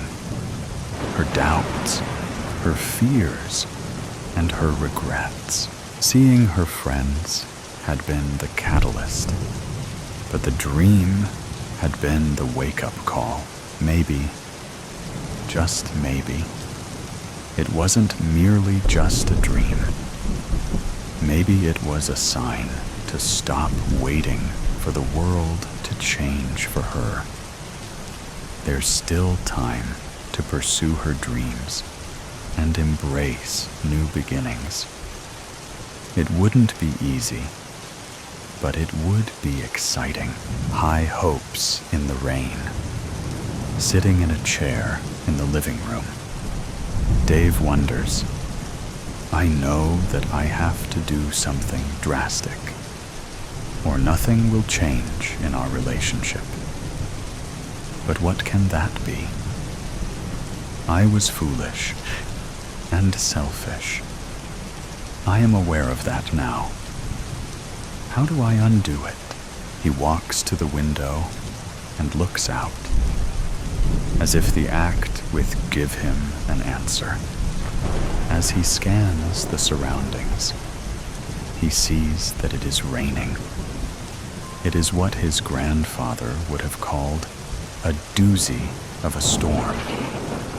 Then he gets an idea. He decides to follow it through, though it might just be foolish to the max. But he feels that it has to be tried. It is desperation time. He goes into the bedroom and puts on what is well known to friends and family to be his favorite sweater, blue with a big maple leaf on the front. Then he goes outside, getting soaked in mere seconds. He thinks once more about the foolish thing that he did slightly more than a week ago. At the very least, this will be yet another punishment, one that he is imposing on himself, one that he feels he deserves. But his hope is that it will change the failing state of his marriage, the event that harmed his marriage. It was a Saturday night, and as usual for this time of year, he was watching a hockey game in which his beloved Toronto Maple Leafs were playing. It was the third period, and the game was tied 3-3. The Leafs had been behind, but had made a comeback to tie the game. Their opposition, the New York Rangers, had just received a tripping penalty. The phone rang, and he wondered whether or not to answer it. But he could still watch the game while listening on his phone. It was his wife, Eva. She had been out to watch a movie with her best friends. They lived on the other side of town, so they were taking a bus to go back home. For her, there was an hour-long walk. There was no bus that would take her home. She did not feel like walking, as it had been a long day for her. And there were some thick clouds approaching where she was standing. She asked Dave to pick her up at the theater so that she would not have to walk home. His reply was definitely not what she wanted to hear. He told her that he was watching the Leaf game, and it was tied in the third period, with the Rangers just getting a penalty. He could not possibly abandon the game at this stage. She was stunned by his response and ended the call on the phone. She did so with anger and energy, banging her phone on her upper leg. Both of them knew that there was no bus that went near to their home. When she went to call a taxi cab, she discovered that her phone was no longer working. She would have to walk. And as she did, the expected rainfall began. Very heavy it was. By the time she reached home, she was completely drenched and very, very angry with her husband. Her first words to him, when she finally arrived at their home, was, "I think that you prefer your beloved Leafs to me. I hope that they lost." He was going to say that they won 4-3, something that he had jumped up and cheered about at the time, but was astute enough not to do so. When he looked at her drenched person and angry face, he knew that he was in deep trouble. The next day, which was Sunday, they barely spoke to each other. And when dinner time rolled around, and he asked her whether they might go out to have dinner in a local place that they both liked, her only reply was, "I guess there was no Leafs game tonight, or you would not have asked me. I'm making my own dinner tonight, and you can make your own damn dinner." Over the next few days, there was little said between them, other than the bare necessities, barked out in very short sentences. This is what had led him to the desperate gesture of going out in the rain while wearing his maple leaf sweater. He knew that she would soon to be in the living room, as her favorite television show was on. The television had its back to the window, through which the front yard could be seen. She came into the room and turned on the television. Dave felt that she would eventually be seeing him and his soaking wet treasure. A few minutes passed by, and she did not appear to see him, so he walked towards the window until he was only a step away. He wanted to knock on the window, but decided against it. After about 10 minutes, she stood up. He reckoned that there was a commercial on, and that she was going to the kitchen to get something to eat or drink. He had heated up a frozen pizza for his own supper, and had eaten it alone, as he had done every night since the Saturday of her drenching. When she returned to the living room, a glass of wine in her hand, she suddenly saw him, wet sweater and all. She put the glass down and walked towards the window. Knowing him well after 5 years of marriage, she recognized one of his symbolic gestures.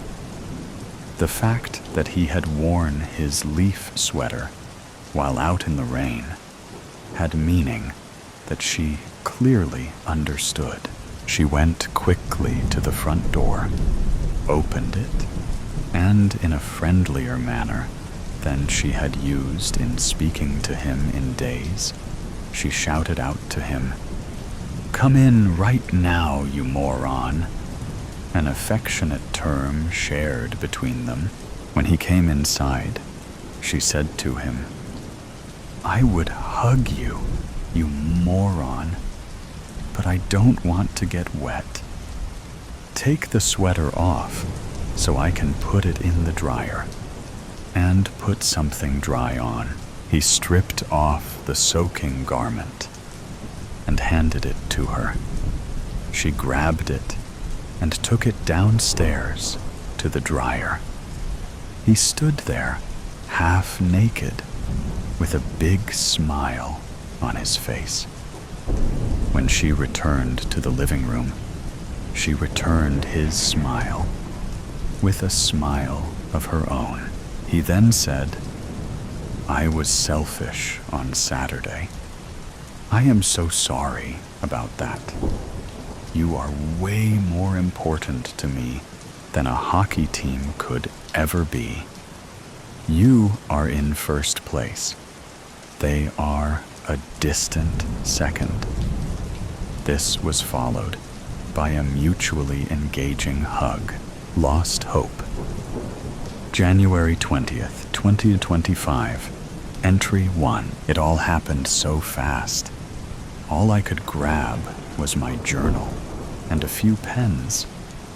Alarms began blaring, and Dad rushed me. Mom and David down into a bunker? I don't know when we got a bunker or why, but it was deep under our house. It's spooky down here. One light source in the center of the room. Only 2 mattresses. And the rest of the space is full of wiggatons and jugs of water. I'm not sure how long we're going to be down here, so I figured journaling would be fun. Though, no one's answering my questions. Dad looks more serious than usual. He's been checking his pocket watch since we got here. Mom hasn't stopped pacing around. And David the deadbeat sat right on a mattress when we got down here. I don't want to be the only kid down here, so hopefully it only lasts a few days. January 23rd, 2025. Entry 2. The alarms and sirens from above finally stopped today. They made it hard to sleep, but it wasn't like it was easy to sleep in the first place. The beds were made for a kid half my size, and me and Mom had to share, so it was cramped. I still don't know why we are down here, but it's looking like it's going to be a little longer than a few days. It smells down here. The hole we potty in is deep, but the smell still sneaks up and fills the room with stench. And I'm not a fan of the food. I preferred the terrible food we got from the middle school. Then these cans. I wonder what my friends are doing. I miss them. January 28th, 2025. Entry 3. I hear people above. They sound sick and like they need help. Bangs and booms, groaning and wheezing. These sounds echoing through the bunker. But Dad says we can't help them. But if they're outside, why are we trapped in here? Also, David keeps looking at me funny. I don't like it. It ruins our card games. February 1st, 2025. Entry 4. I would have been such a great weather girl. I was always jealous of the ladies on TV. They were so pretty. But I can always guess the weather in the bunker. A high chance of inhaling bodily fumes, followed by boredom for the entire day. Stay safe, folks. It looks like this has no mention of ending anytime soon. No time soon. February 3rd, 2025. Entry 5. I got curious. This bunker didn't just appear. Dad must have built it. And that means he knew something. Knew this was coming. Why didn't he warn us? He has a small leather journal. Keeps it tucked inside his blazer pocket. I know I shouldn't, but I need to see what's inside. February 7th, 2025. Entry 6. I started bleeding. I didn't know what to do. I just kept crying. and crying. My mom was trying to comfort and explain what was happening, but I thought I was dying. It didn't help that David kept looking at the stain on my pants. I was so embarrassed. I hate him. I hate having to be around him, and he won't stop looking at me. I wish I could just vanish. February 8th, 2025. Entry 7. I stayed up while everyone was sleeping. Dad doesn't sleep with his blazer on, so I was able to grab the journal and look through it. None of it made sense, though. There were just symbols scribbled all through the journal, but I've seen him writing in it. Why draw these symbols? What does it mean? I also think David caught me snooping, because when I walked over to his and Dad's bed, he was shifting around. If he tells I don't know what Dad will do. February 10th, 2025, Entry 8. David never said anything about the journal, so I think I'm in the clear. I'm becoming direly bored. David sits on his bed all day. Mom keeps replaying solitaire, and Dad is just checking his watch and journaling. No conversation is killing me. There's nothing new, no fresh air, and I never know if it's nighttime or not.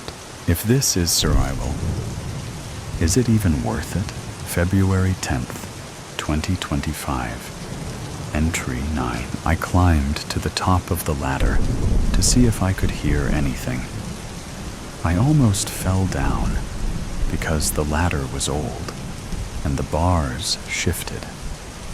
That fall could have been really bad. Most of the noises from above had stopped, and so it's just been silence.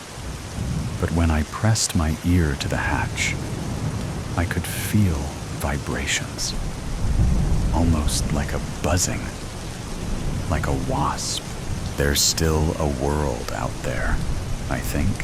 February 12th, 2025, Entry 9. I asked Dad about the buzzing, since now it's loud enough to be slightly heard from in the bunker.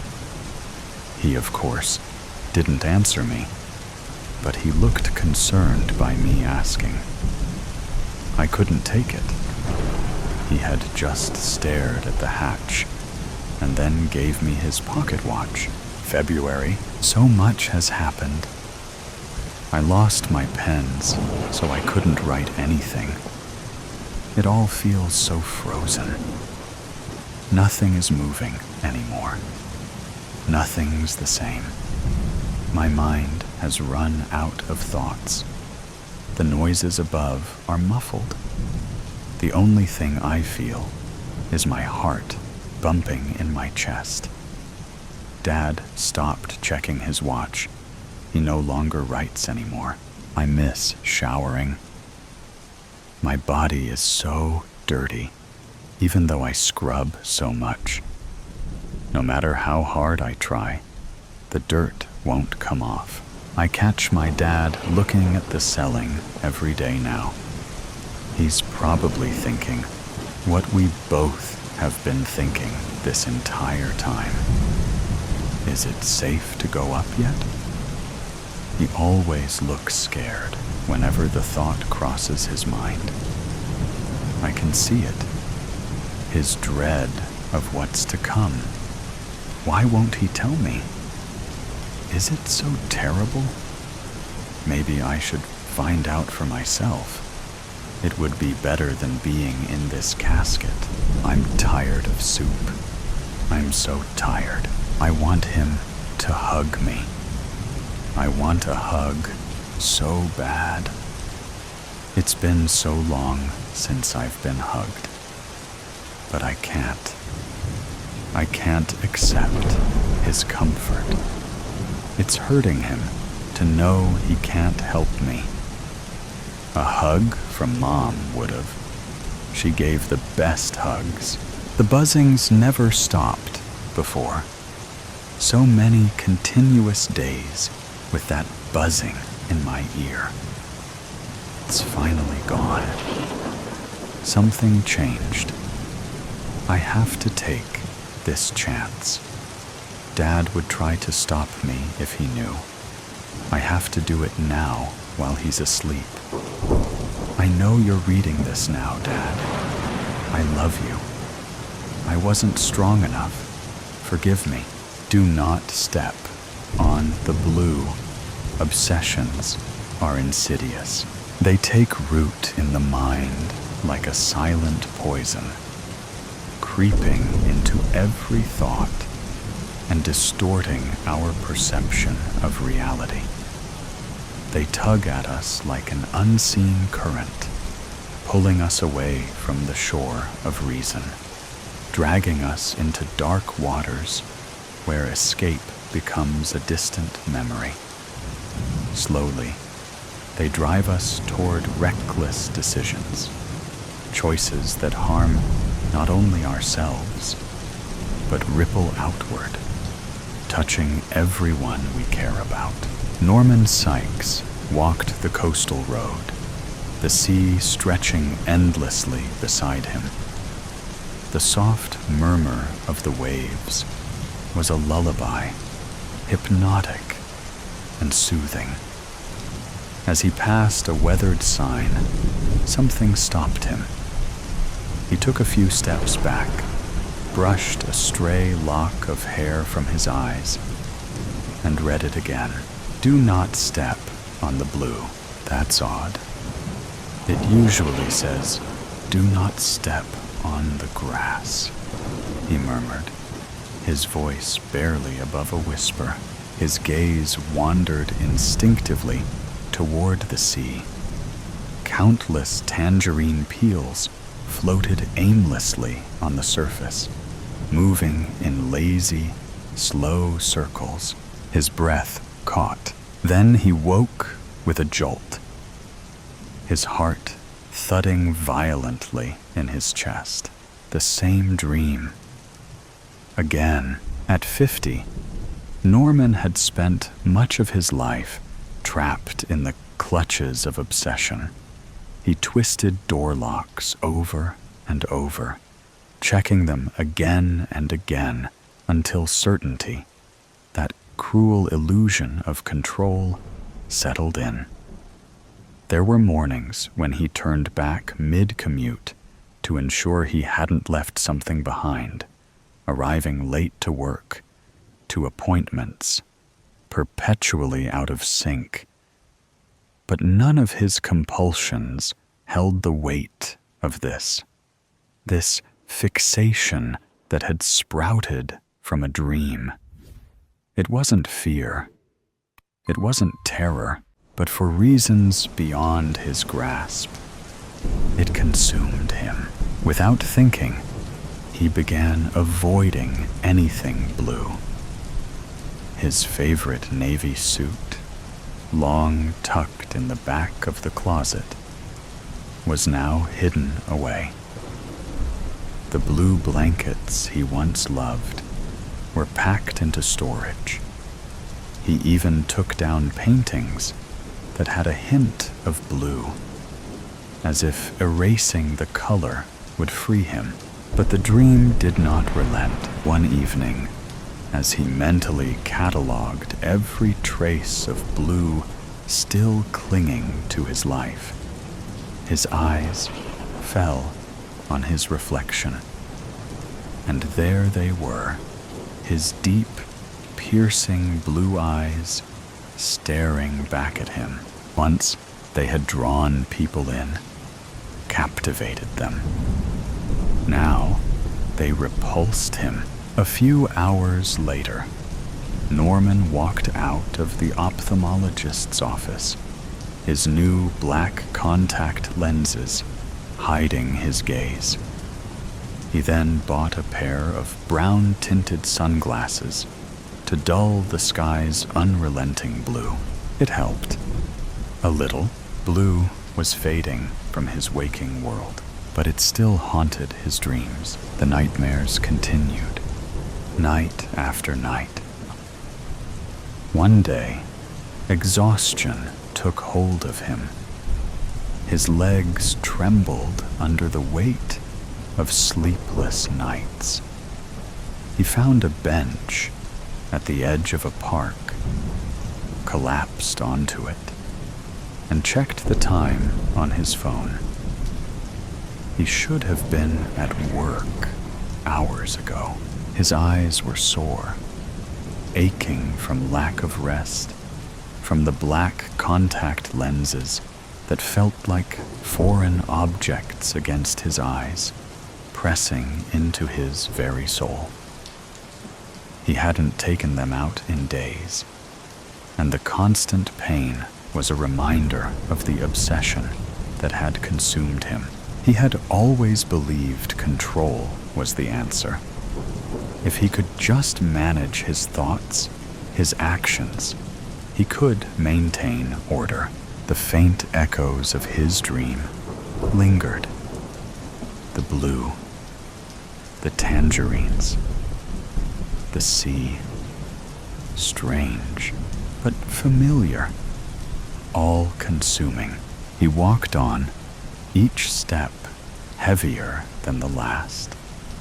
Shops, people, the noise of the city, it all passed him by.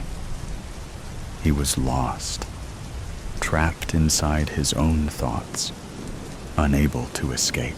At a street corner, he saw a vendor with a cart piled high with tangerines. His chest tightened. The sight of them made his skin crawl. He couldn't breathe. Without thinking, he rushed forward, his foot swinging violently to kick the cart over. The tangerines spilled everywhere, rolling onto the street. He heard the vendor shout in anger, but Norman didn't care. He had to escape. Days bled into nights, and still he refused to sleep. It was the only way to avoid the chaos in his head. Then one morning, as he drove to work, exhaustion gnawed at him.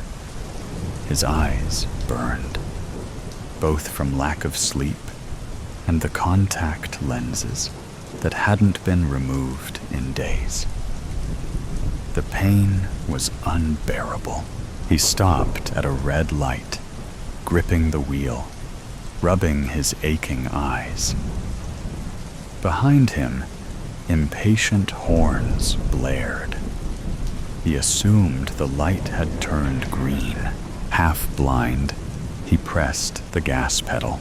His foot felt heavy, disconnected, as if it didn't belong to him. The world before him seemed to warp and bend, the street stretching out like a mirage. It happened too quickly for him to react. He never saw the van, brimming with tangerines, rounding the corner, nor did he realize the honking wasn't for him. The driver of the van swerved violently, trying to avoid him, but it was too late. The collision was brutal. Norman didn't even have time to brace himself. The crash threw him back in his seat, the airbag bursting in his face with a deafening pop. His head rang, his vision blurred, but it didn't matter. His mind was elsewhere. Tangerines exploded onto the pavement, tumbling into the sea.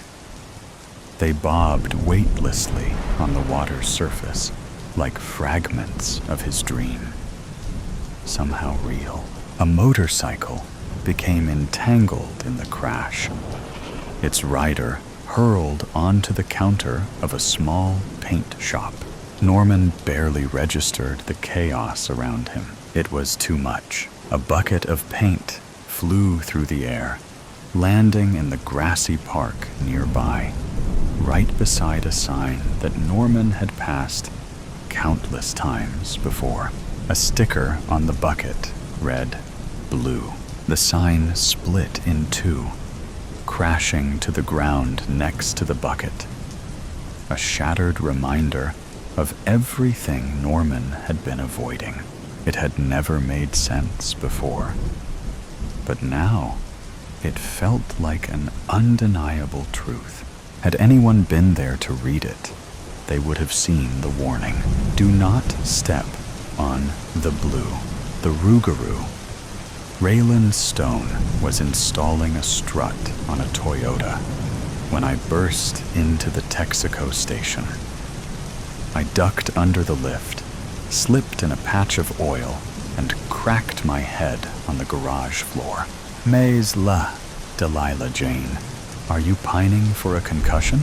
The handsome Cajun scooped me up and set me on a stack of tires. He wiped grease off his hands and gently palpated the back of my head. You're not bleeding, Cher, but there's a lump. You might have cracked your skull. Holding my throbbing head, I mumbled, I'm just dizzy. Why'd you bust in here like a rabid wolf was after you? Lucinda's missing. Lucinda Defoe? Isn't she your cousin? Yeah? Her foster mom said she didn't come home from the roller rink last night. That teenager's wild as a colt. This ain't the first time she's run off. That's why I've got to have my truck. A muscle vibrated in his lean jaw. It's not ready. Baton Rouge ain't bringing the new radiator until tomorrow. Then let me borrow something. Antoinette thinks that Mississippi River pirates got her. He threw back his head and laughed. Antoinette watches too much television. She swore that a UFO beamed Lucinda to Mars last year. And a few months ago, she told the sheriff that the Rougarou ate the girl. I shuddered, imagining the man-wolf. 8 feet tall, he had eyes like fire coals and teeth like a bear's. He hunted dogs and kids who wandered into the bayou. My headstrong cousin liked to sneak out there. Gambling with her life turned her on. Giving me the side eye, Raylan said in Cajun French, Tonnerre mes chiens. Tell me you don't believe in the Rougarou. No, of course not. He's a legend, not real at all. Invented to scare bratty children. His lips quirked. Irritated that I hadn't fooled him, I squared my shoulders. I'm guessing that she's at the fish camp with Marcus. That's where she was last time. I need to bring her back. You're not going anywhere with a busted noggin. I fingered my skull and winced. It's sore, not busted. Have you met Marcus? Haven't had the pleasure. You're lucky. He's mean as a snapping turtle. Everybody swears he eats water moccasins and scorpions for breakfast. Imagine what he could do to a 16-year-old. Are you gonna lend me a vehicle or not? Sorry, I don't have a loaner. Muttering, I shoved myself off the tires and bumped into his hard chest. Steadying me, he smoothed a curl off my forehead. I leaned into his palm for an instant and then stepped back. My friends said he was crazy about me, but he'd never even stolen a kiss. Raylan Stone was a southern gent, a throwback to the days when a man left a calling card and asked your daddy if he could court you. I didn't have a daddy. Neither did Lucinda. I licked my lips and tried again. My cousins had nothing but bad breaks since her parents died. If she's with Marcus, she's with a critter as dangerous as the Rougarou. He sanded the beard stubble on his jaw with the heel of his hand. Look, I'd drive you if I could. But the mayor's coming to pick up the Toyota. I've got to finish the struts and rotate the tires by 5 o'clock. Tell her it's an emergency. Narrowing his dark eyes, he stepped forward and caught my chin. He stood, rock still, his warm breath wafting over my face. I trembled, thinking he was going to kiss me. I wanted him to. Instead, he whispered, I was a medic in the army, not a neurologist. But I'd say you dodged that concussion. Your pupils are equal and react to the light. That's a hard head you've got, taking a hit like that on concrete. Yeah, my head's not made out of paper mache. I'm fine. Prove it. Let me see you walk the seam in the floor. Hoping he would relent about driving me, I traversed the crack like a tightrope walker, turned, and came back. My head hurt, but I didn't wobble. Satisfied, his brows drawn in a scowl, he picked up a box wrench and twirled it through his fingers. All right, Cher. You win. I'll let you take old Jeb. Go to the fish camp, and then come straight back. Deal, old Jeb? Oh la la. Raylan's rebuilt 1940. International Harvester was a thing of power and beauty. He didn't let anybody drive that truck. Maybe he was crazy about me. I resisted a sudden urge to kiss him. Go wait in the portico, Delilah Jane. I'll bring him around. Hurry before I change my damn mind. Its wiper blades flip-flopping over the divided windshield. The old truck rumbled into the portico a few minutes later. Raylan hopped out and cocked his fists on his narrow hips. You ever drove a double-wheel rear end? No, but it can't be all that different from my Ram truck. Different enough. You lock up the brakes, you'll skip the tires, and the rear end'll get away from you. Don't drive old Jeb over 40. Heavy rain's fixing to start. I'll drive him 10 under at all times. I swear. That'll be a first. You doing the speed limit. I put my foot on the wet running board and slipped. I fell backwards. As Raylan cupped my hiney to catch me, I heard him draw a sharp breath. Careful, darlin'. It's slippery when wet. Dieu. He slid his hands to my waist and boosted me onto the seat. I stole a look in the rearview mirror. Red cheeks, lawsy, an impish twinkle in his eyes. He said, I dropped a green diamond 214 cubic inch engine into old Jeb last month. Feel the vibration? That calfskin seat's kind of tickly, ain't it? Yes. The engine was vibrating a place I'd never admit to in 1,000 years. Or maybe it was a visceral memory of Raylan's hands on my tail. Oh la la, with hot pepper on top. The engine ain't broke in yet, so keep an eye on the tachometer as you run through the gears. Don't rev him up, you hear? I'll treat him like a baby possum. He snorted and shook his head. You don't have to go that far. Hey, let me adjust the rearview mirror for you. The dang thing likes to stick.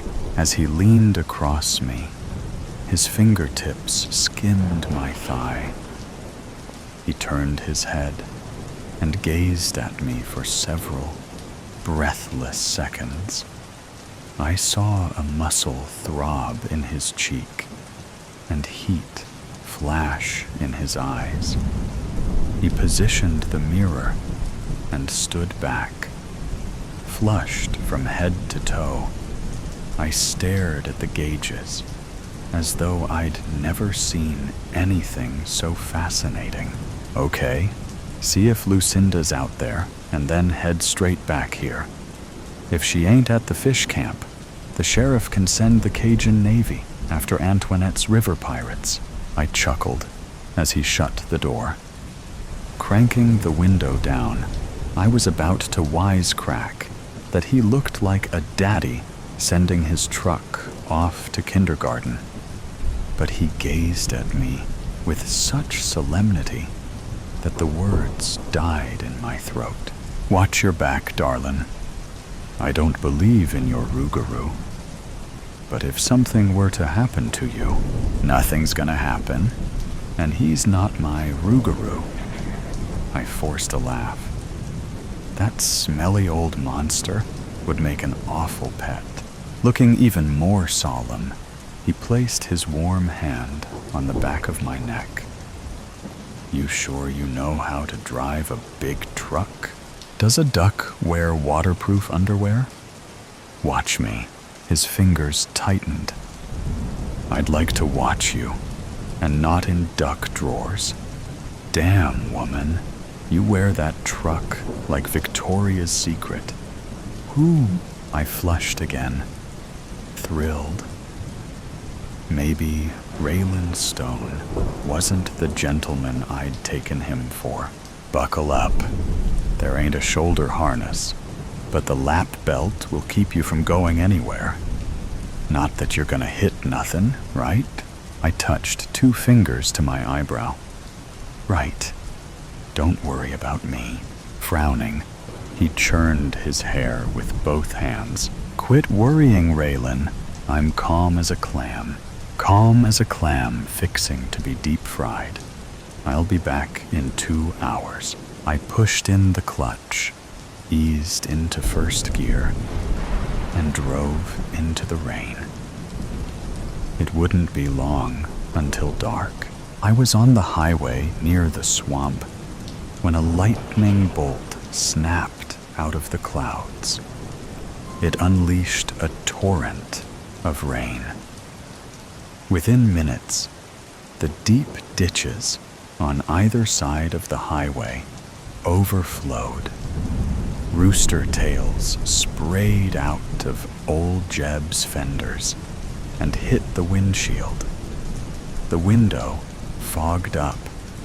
Blinded, I stopped to clear the glass with my sleeve. I glimpsed movement out of the corner of my eye. A huge black thing lurched out of the swamp and fixed a pair of glowing red eyes on me. The rougarou.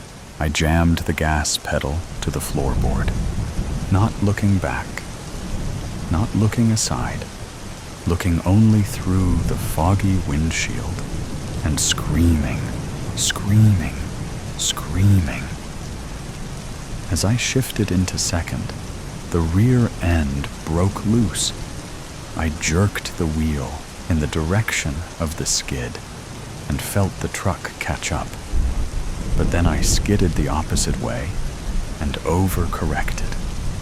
Storm water snatched old Jeb toward the ditches as we reeled back and forth. Waves exploded over the hood. Steam boiled out of the engine, black smoke pouring out of its stacks. A dump truck appeared in the mirror.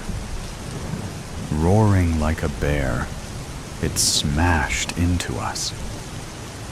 Old Jeb spun a 360 and sailed into the ditch. Sudden deceleration. My hips snapped against the lap belt. My knees slammed into the dashboard.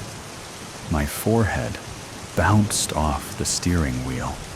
Dark water rose over the hood and sprayed in around the windows and door seals. It boiled out of the dash, the air vents, the gas pedal, the floorboards. The ammeter glowed bright red, and then the turbid water snuffed it out. The cab submerged. Locked in a cold, black tomb, I fought to unbuckle the seatbelt. Water rose to my chin. Choking, I struggled for air. White-hot knives stabbed my chest. I heard a dog barking, and then a gruff voice. "Get to the air pocket, or you'll become a ghost like me." The seatbelt buckle popped open. I pushed off the steering wheel and hit my head on the roof. Found the air pocket. Sucked sharp, terrified gulps of oxygen. Old Jeb groaned and nosed deeper into the ditch. I fumbled for the door handle. The door wouldn't open. It couldn't. The water pressure outside was too great. The door wouldn't open until the pressure equalized.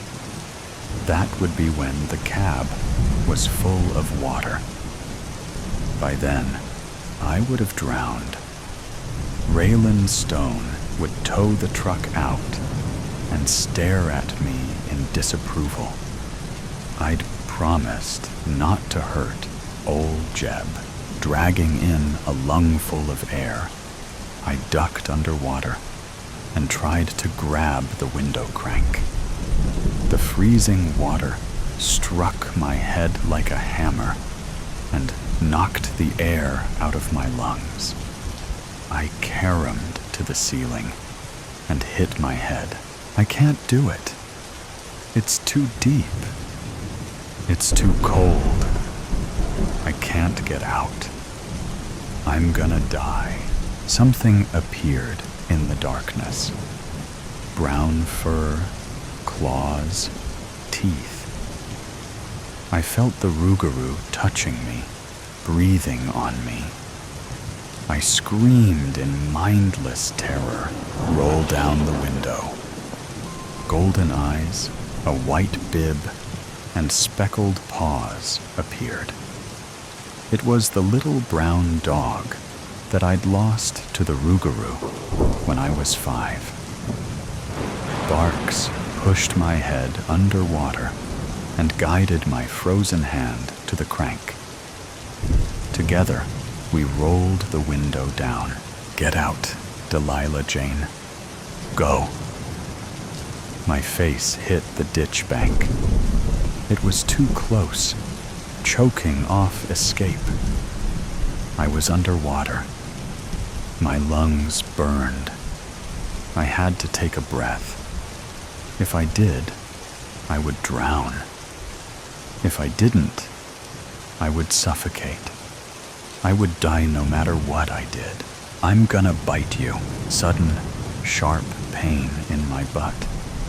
I spasmed, twisted, heard my scream carry away my last breath. My head broke out of the water. I clawed the bank, shoved my feet against the truck, and crawled onto the flooded road. Coughed, sucked cold wind. Where was my dog? The rain stopped, as though someone had flipped a switch. Low in the northeast, the wolf moon was waxing full. Tonight, the Rougarou would reach his zenith of power, its diesel engine roaring. The dump truck crested the hill. Tires squalled, and a shadow rushed at me. I saw the head of a wolf mounted on the massive, black-furred body of a man. I turned to run. The Rougarou stabbed my back with his claws and sank his canines into my neck. Sterile white room. White blanket trapping my legs. Panicked, I started kicking. Calm down, Delilah Jane. Look at me, gripping my shoulder. Raylan Stone stroked my cheek. His shirt bore a picture of a diesel truck and a caption, "Black smoke, don't mean it's broke." I visualized the dump truck in my mirror, smoke billowing from the stacks. Don't let it get me. Shh, baby. You're in the emergency room.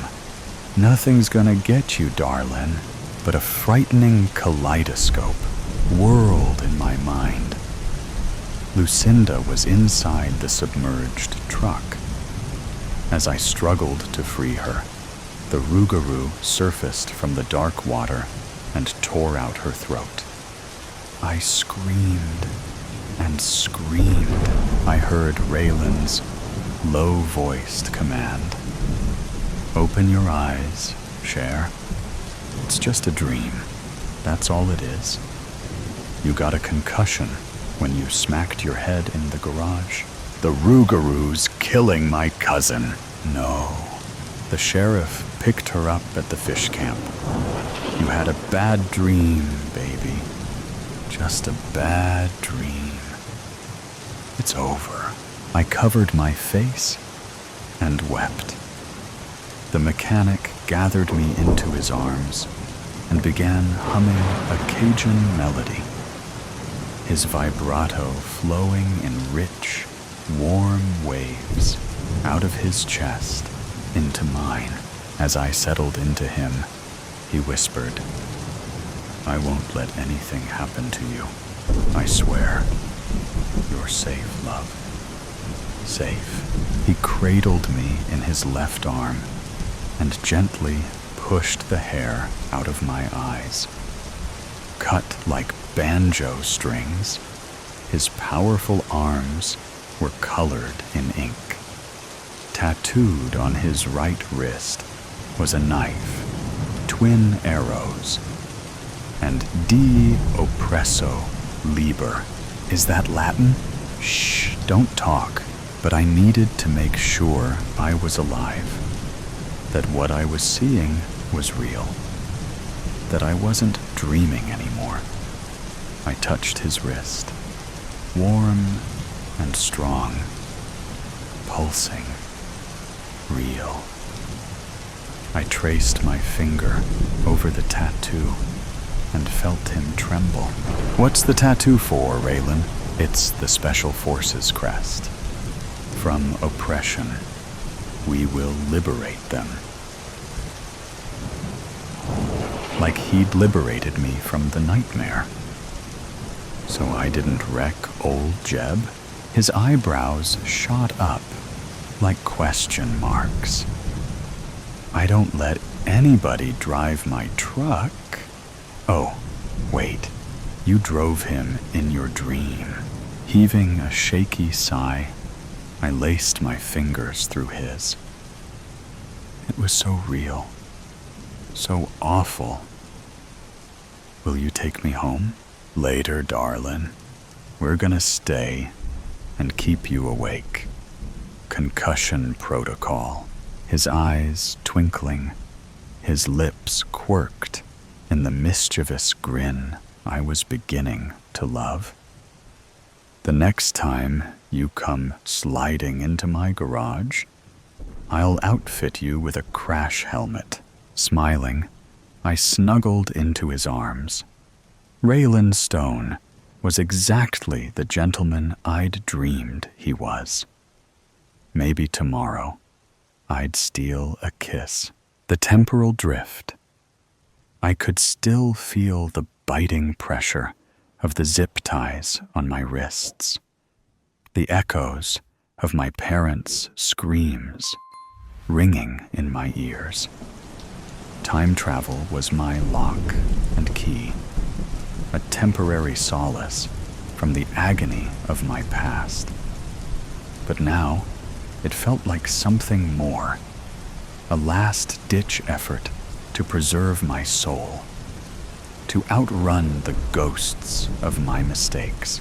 I had never imagined that a time travel discovery, once a triumph, would come to haunt me. But there it was. George Walsh had entered my life under the guise of advancing my discovery, only to destroy the very essence of my work. Our captors, a part of international security for global government, wanted nothing more than to exploit my discovery for their own gain. Revenge was the one thing I craved, the one thing that consumed me completely. It was an equation, a system of cause and effect I could almost predict. George Walsh had taken everything from me. My parents, murdered my work, destroyed my life in fragments of emotional turmoil. He deserved to vanish from existence.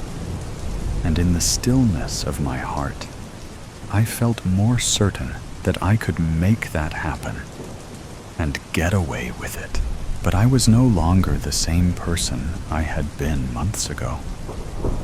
I was someone different, someone capable of far darker things than I had ever realized.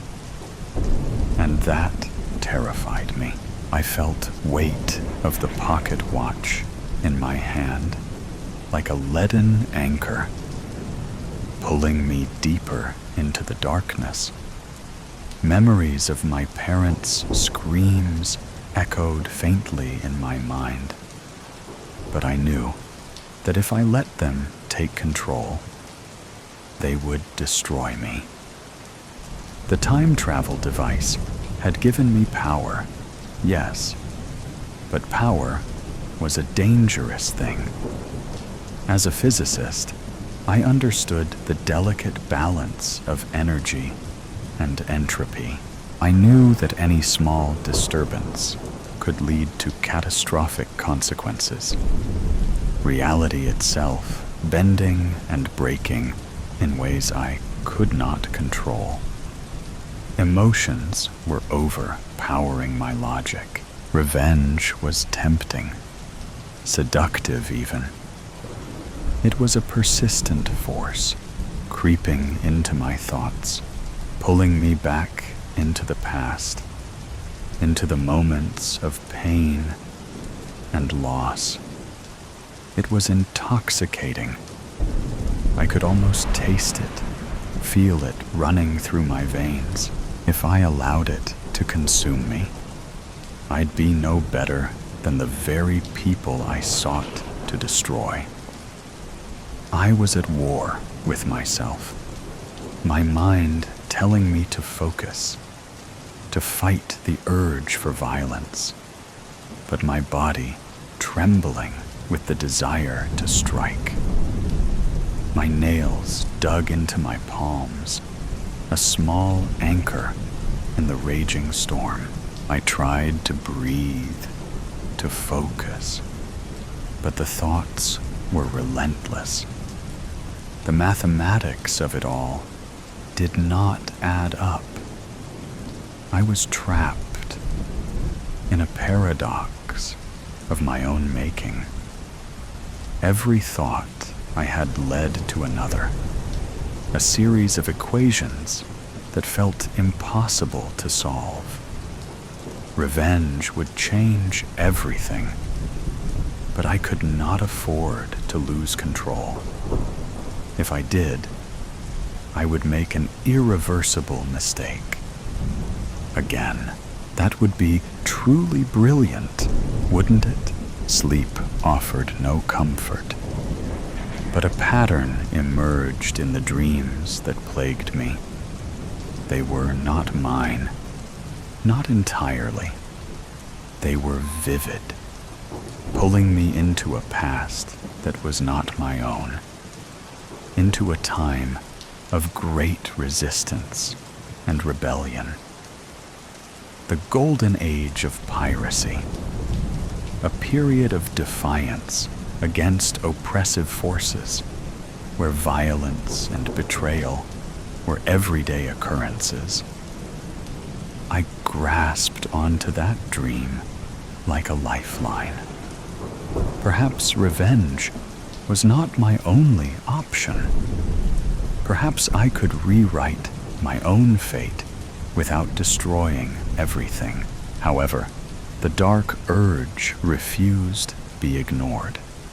It whispered louder with every passing hour, its voice growing insistent and demanding. Revenge was cunning. It seeped into my bones, making it increasingly more difficult to think straight. It clawed at me, its claws like the jagged edges of a broken mirror. My hands convulsed. My heart raced. Every inch of me screamed for action. But I knew better. I was a scientist, after all. I understood systems, the way one small change could ripple outward and cause unintended consequences. Revenge was an unstable reaction. It would explode, and I would lose myself in the process. But I could not stop the storm inside of me. Time travel had never been attempted before. No one had ever successfully crossed the threshold between ages, and yet here I was, stuck in limbo, in a place where the boundaries of time blurred and twisted. I should have been focused, should have been calculating every detail of my destination, but instead, my mind was adrift. It was as if the chaos inside me had spilled into the very fabric of time itself, distorting my path. And then, just as the chaos threatened to take over, I felt it. A cold, icy hand of dissonance. It was me, or at least a version of me that I no longer recognized. This version of me was lost in the darkness, a person forged by pain and revenge, someone I was terrified of becoming. It was as if my own fear gripped my heart, pulling me away from the edge of destruction. I closed my eyes, fighting for control. I couldn't think clearly. The rage was suffocating, like a fear that threatened to consume me whole. I tried to remember what I knew about systems. Could I control the chaos?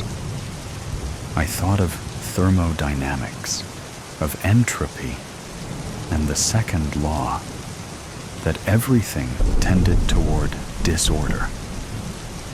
Was this my own collapse? Was I simply a part of a greater, inevitable breakdown? I clutched the pocket watch, the mechanism cold against my skin. The ticking, once a comforting sound, now now felt like the ticking of a bomb. Time was slipping away, but I had to make my choice. The past was a tangled mess, and if I tried to correct it, if I tried to rewrite it, I might undo everything I had worked for, but revenge was too tempting. It pressed against me, a living, breathing thing. I could not escape it. It was inside me.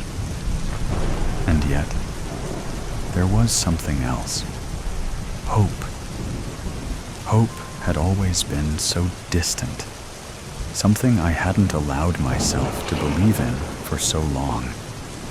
But in that moment, in that fractured, chaotic space, I grasped it with my fingertips. It was a lifeline, pulling me away from the precipice of vengeance. For the first time in what felt like an eternity, I allowed myself to hold on to that warmth, a flicker of it, faint but undeniable. Could it really be there, in the darkest recesses of my mind? I closed my eyes, listening to my breath, steadying myself. The time travel device was my escape, but it could also serve to be my salvation. I didn't have to destroy everything to fix my mistakes. I could choose a different path, one that didn't lead to annihilation. The warm glow of hope began to spread from my fingertips, a tiny spark that grew with each breath I took. The darkness that had been clawing at me started to retreat, fading like a bad dream. The rage that had been consuming me felt distant now, as if it no longer had a hold on me. I focused on the past, on the golden age of piracy, a time where resistance thrived, not for vengeance, but for something greater, freedom. A different kind of rebellion. I felt the now familiar pull of time travel as the world around me warped. My body shuddered, the vertigo setting in, but I held on to the flicker of hope. I could escape the grip of revenge. I could escape my fate and choose something else. The darkness around me deepened, but this time I was not afraid. The weight of my decision was immense, but the warmth of hope anchored me. The past was waiting, but this time I was not running toward destruction. I was running toward a new future. Repercussion. I remember the car crash that took my grandmother's life, like it was yesterday. And when I say I remember, I mean vividly, because I was in the passenger seat. We hit an oncoming vehicle, trying to overtake on a blind bend. My grandmother seemed to register the car and sighed at the inevitable. Everything happened in slow motion. The sound of metal crushing, air whooshing past where it shouldn't. The man who was trying to overtake hit the driver's side of my car and ended up hitting a tree and burning to death after impact. It felt like we were spinning for ages. I had looked over at my grandmother, hunched over, a look of pure terror mirroring my own. Then everything went black. When I woke up, I was told the woman in the third car avoided the crash completely and pulled up onto the grassy bank on the other side of the road from where the car was burning to call the police. My mother was a wreck for weeks after, ranting at me from the minute I opened my eyes in the hospital bed. How could you let her drive, Anne? It was your car, your responsibility. The doctor, with his blue scrubs and shaved head, said it was a miracle. I only had a fractured wrist and concussion, considering my grandmother had split her head open, lost her arm with the car door, and had a heart attack as she bled out. I knew my mother's rage was mostly because I was unconscious for the last few moments of her mother's life, where she died alone and in pain. My father tried to reassure me that it wasn't my fault, but I knew it was.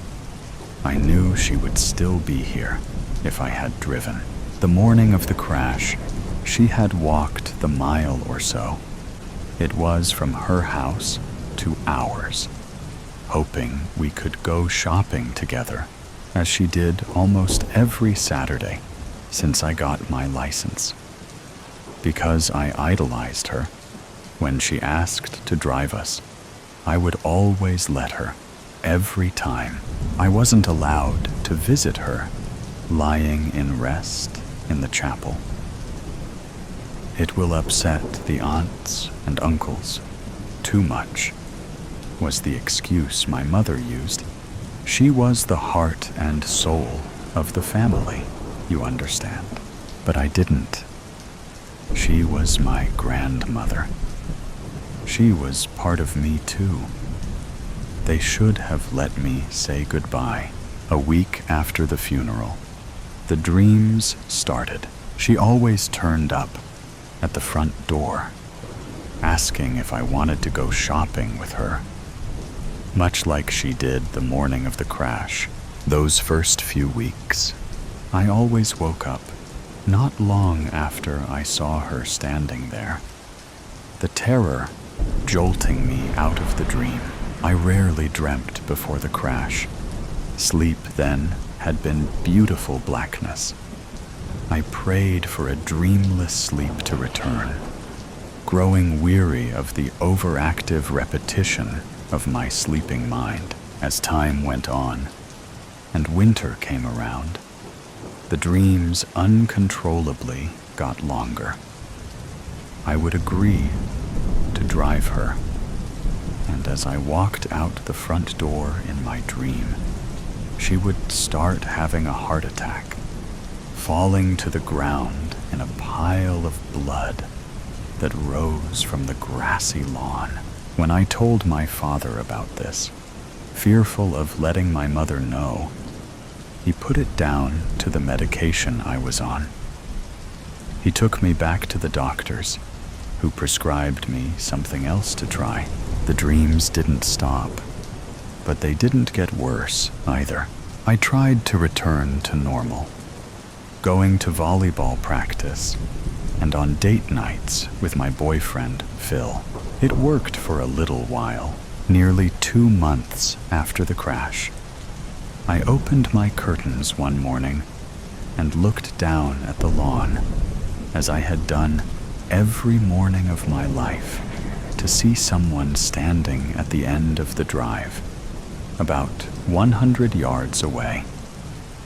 I didn't pay much attention to them the first day, or second. On the third day, the person moved a bit closer to the house, as if demanding to be seen. My grandmother looked up at me with a blank expression. I shut the curtains, trying to ignore the apparition. I was convinced death was coming to get me, so I stopped sleeping, afraid I wouldn't wake up. The lack of sleep meant grandmother was around more, stalking me from a closer proximity, standing behind me in the mirror as I washed my face in the morning, sitting in the back of the car when my mother took me to school, walking past me in the hallways at school. I was grateful she remained silent, and her right arm was still intact. She had given me a cross for my 10th birthday, and I dug it out of my closet and started wearing it constantly, hoping it would ward off her spirit, or at least trick my brain into warding her off. But the cross did nothing. I Googled ways to relax. It told me to take a bath and eat healthier food. I was barely eating, so I took a bath. Everything was okay, until the bath water turned bright red, like fresh blood. And I passed out from a mixture of fear and lack of food. My mother found me hours later, prune-like and shivering in the water. "Can't you see it?" I said through chattering teeth. She looked over my body as if checking for injury. "See what? What did you do?" I spoke slowly, my voice raspy. "The bath is filled with blood." My mother flinched, as though I had slapped her, then pulled the plug out and let the bath drain. Then she wrapped me in 3 towels and bundled me downstairs to sit in front of the fire, where I watched my grandmother's face dance behind the flames. One Saturday, at the height of my newfound insanity, as Phil was cooking us dinner in his family home, he called me by her name, Hazel. I got a head rush from the shock, and I closed my eyes for a few seconds while I waited for it to pass.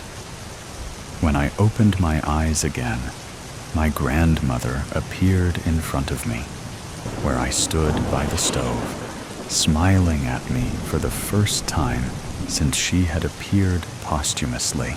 I started screaming.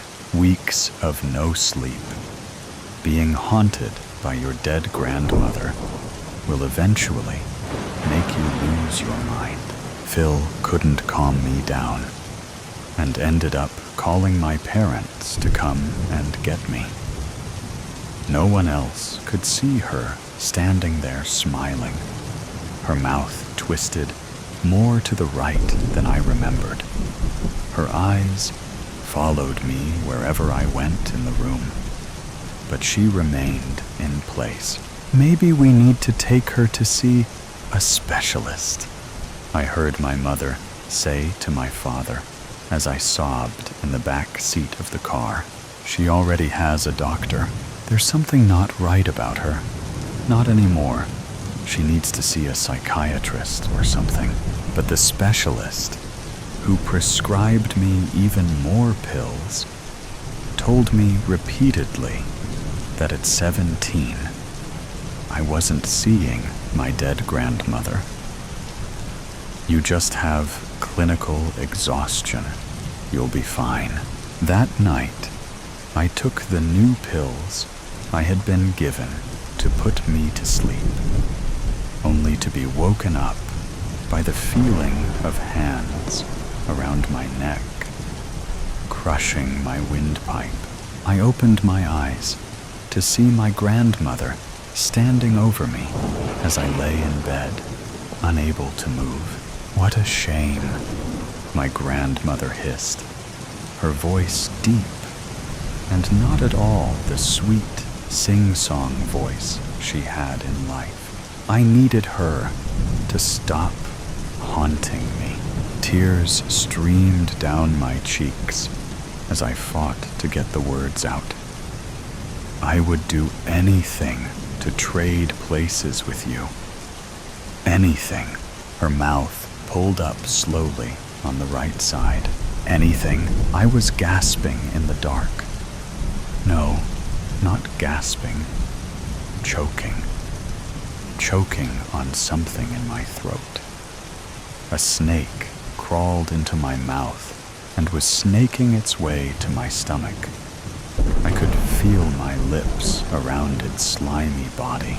"She's awake," I heard my mother say. Couldn't she see I was being suffocated? I peeled back my dry eyelids as the snake started to move, feeling a lot like this was the end. Especially when I was met with blinding light, blinking until the room came into focus. To first see the doctor with his shaved head, who was pulling a tube out of my mouth. Then I noticed my mother to the right of me, standing up next to the bed. Father sat beside her. Furthest away from me was my grandmother, standing in the doorway, her lips taut in a wry smile. "I was going to be sick. It's okay, Anne. It's okay," my mother began, stroking my hair as soon as the doctor was finished. "You were in an accident, but you're okay." This wasn't happening. Or rather, this had already happened, hadn't it? I went to wipe my tears away with my right hand, but for some reason, I couldn't move it. Grandmother still stood in the doorway, now expressionless. I tried to see what was trapping my right arm, but I couldn't see anything for the sheet covering me. "You were in a car crash, darling. You..." But my mother couldn't continue, breaking into sobs. I tried to say, "What?" but it came out all muffled and wrong. My tongue, somehow, too big for my mouth. My father was shaking his head. "You were in a car crash, Anne," grandmother said. Her voice that had evaded me for weeks was frail and dry. "The impact tore your right arm off." No, this wasn't happening. I was shaking my head frantically. The doctor was concerned with my heart rate and hyperventilation, injecting me with something that made the world go fuzzy. Grandmother moved closer to me in my haze, still not smiling. She seemed to be talking to my parents about something, but I couldn't hear them. The drugs were too powerful. Reality eventually slipped away, and I fell into a dreamless sleep for once. When I woke up, I opened my eyes to my dimly lit bedroom at home, looking exactly as it had on the morning of the crash. My heart was pounding in my chest. I kept telling myself it was a dream. It was all just a dream. The crash, the hospital, everything. But I was too scared to move, for fear I discovered my right arm was missing. Neighbors. It's been so peaceful without tenants in Unit 37. Something about that apartment always attracts such surly people. Loud, rude, unneighborly. This used to be a community. Now it's more of a ghost inn. I liked going to the market first thing in the morning on Thursdays. That's when they deliver the fresh weekly stock, and all my favorite vendors know to save me their best batch. I didn't used to be able to afford this. Strange to think how now that I don't go to work, I am able to spend all this money. But life is in the little things, in plump figs, rich greens, and tomatoes. that smell of being grown in sunny gardens. It's opportune that the school gave me paid leave, just like they did with the teachers. I thought they would send me to work in the next county while the school was renovated. I guess funding was improving. I cleaned up after dinner, freshened up, and went to bed. Or rather, the couch. I've gotten used to sleeping on it after long shifts, having to waitress for a while after work. Ends required meeting for a time, and I would just crash in the living room.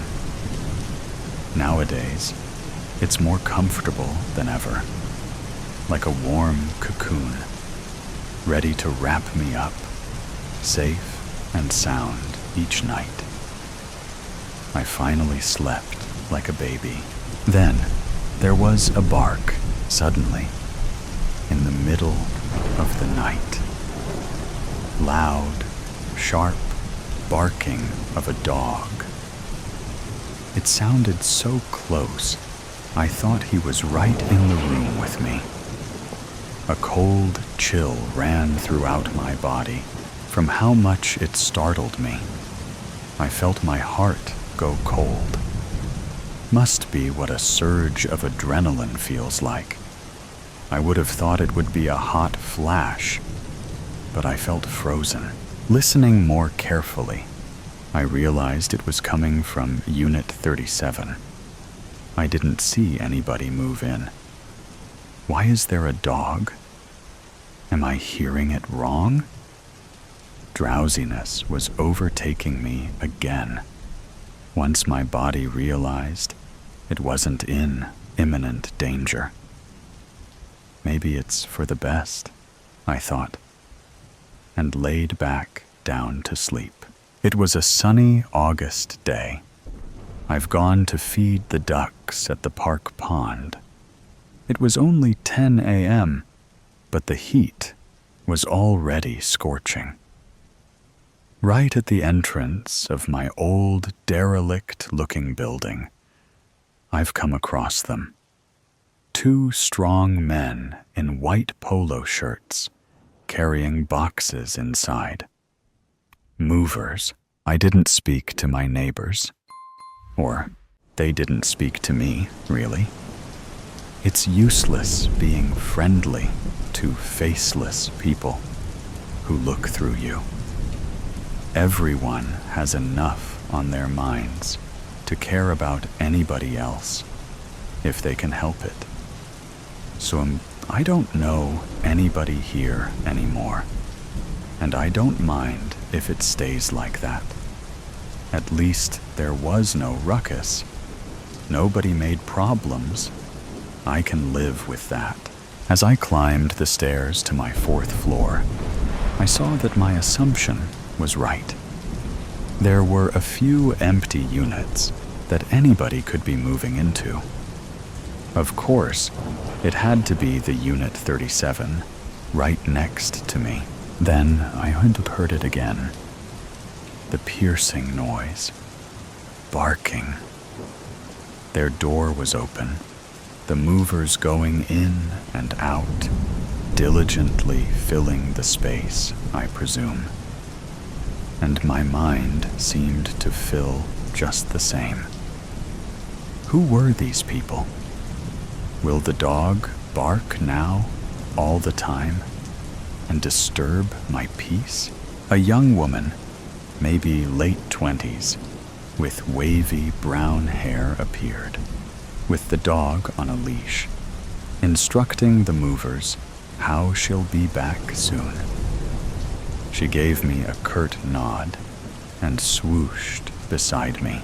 All right, just the girl. Maybe she's a student, or just a young woman finding her feet on her own. If the dog keeps being loud, I'm sure she won't mind if I talk to her about it. It looked like a young dog. It could learn to behave. In the afternoon, everything changed. He came home, too. The boyfriend. I should have supposed that she had a boyfriend. She was young and beautiful. Why wouldn't she? Why he had to be insufferable that I had no answer to. Days that followed past in turmoil. I am aware it sounds like an exaggeration. They had the right to move in there. They had the right to make life noises, to be. I was the one who had to endure it. I heard every step, every clink of the silverware, every bathroom visit, the TV, and the bedroom. And most of all, the arguments. I had the urge to go to the hardware store and ask to have my walls insulated. I think I could even afford it, but I kept thinking it would be too extreme. They were just a messy young couple. Nobody is perfect. I just wish I didn't have to witness it. On top of everything, it was the dog. If it wasn't for the dog, I think I could have gotten used to the other noises.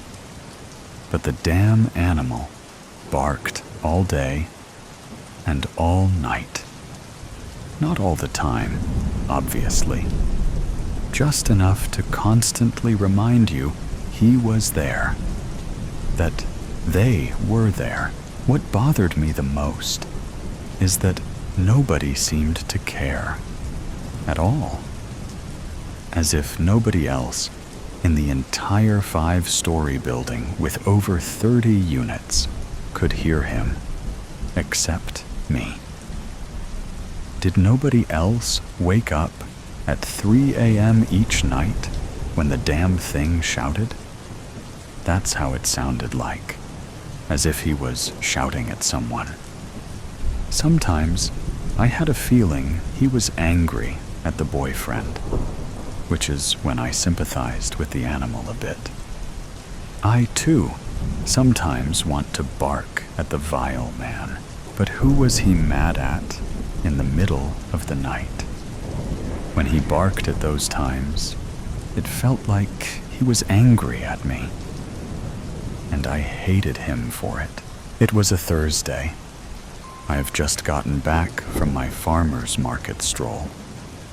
I never knew when they'd be home. They didn't seem to work a normal job. They'd be home at odd hours, and then gone at even stranger ones. Did they even work at all? Who paid for everything? They never seemed to argue about money. I could hear shouting from the corridors, climbing the stairs.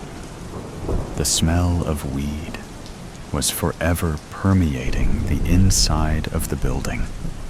I detested the smell, but it was simply one more thing I just had to accept and learn to live with since they moved in. I've called the police 12 times in total so far. Loud music, partying, drugs, the dog. The police would come. They would get quiet and not answer the door. The police would leave. That was the extent of the law protection this country provided. Not that I put my faith in them. It was simply the only thing I could do. I tried ringing them, hoping to talk. He would curse at me through the door, and I would run back to my apartment. It was cowardly. At least that's how I felt when I did it. I just don't know what else to do. My entire existence was upended by them. They consumed me. My every waking moment, they made me think of themselves. They woke me up to remind me they were there. I had no escape, no peace. And there's always the dog. Sometimes I think he must feel the same way I do. He too is trapped with them. He can't leave. He can't even pee if they don't feel like getting up and taking him outside. One time, I heard the boyfriend hit him.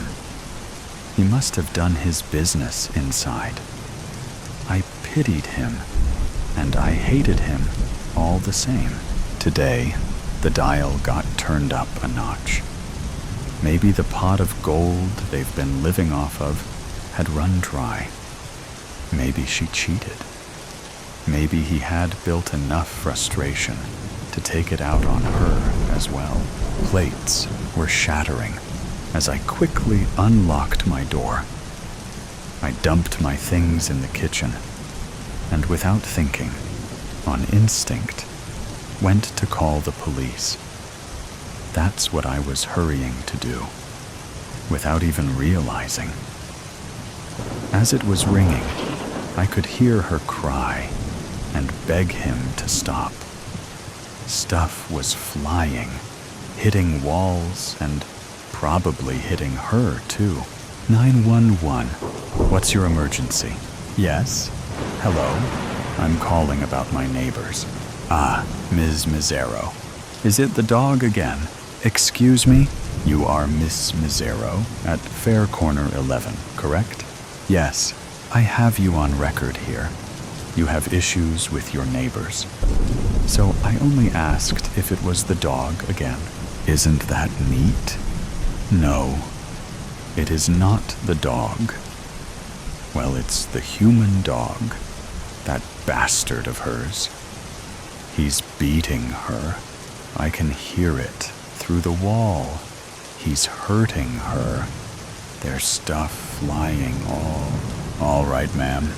We'll send someone over to check on the situation. There is nothing to check. You need to hurry. He's hurting her. He could kill her. Do you hear me? Yes, ma'am. I've already told you. I've sent someone over. Just sit tight and try not to worry. He hung up the phone. Besides a few doors opening to snoop and promptly closing when their suspicions were confirmed, nobody did anything. He continued to scream and hit her. She continued to sob and mumble. Was she explaining herself? Begging? Soothing him? I couldn't tell. Not by her words, at least.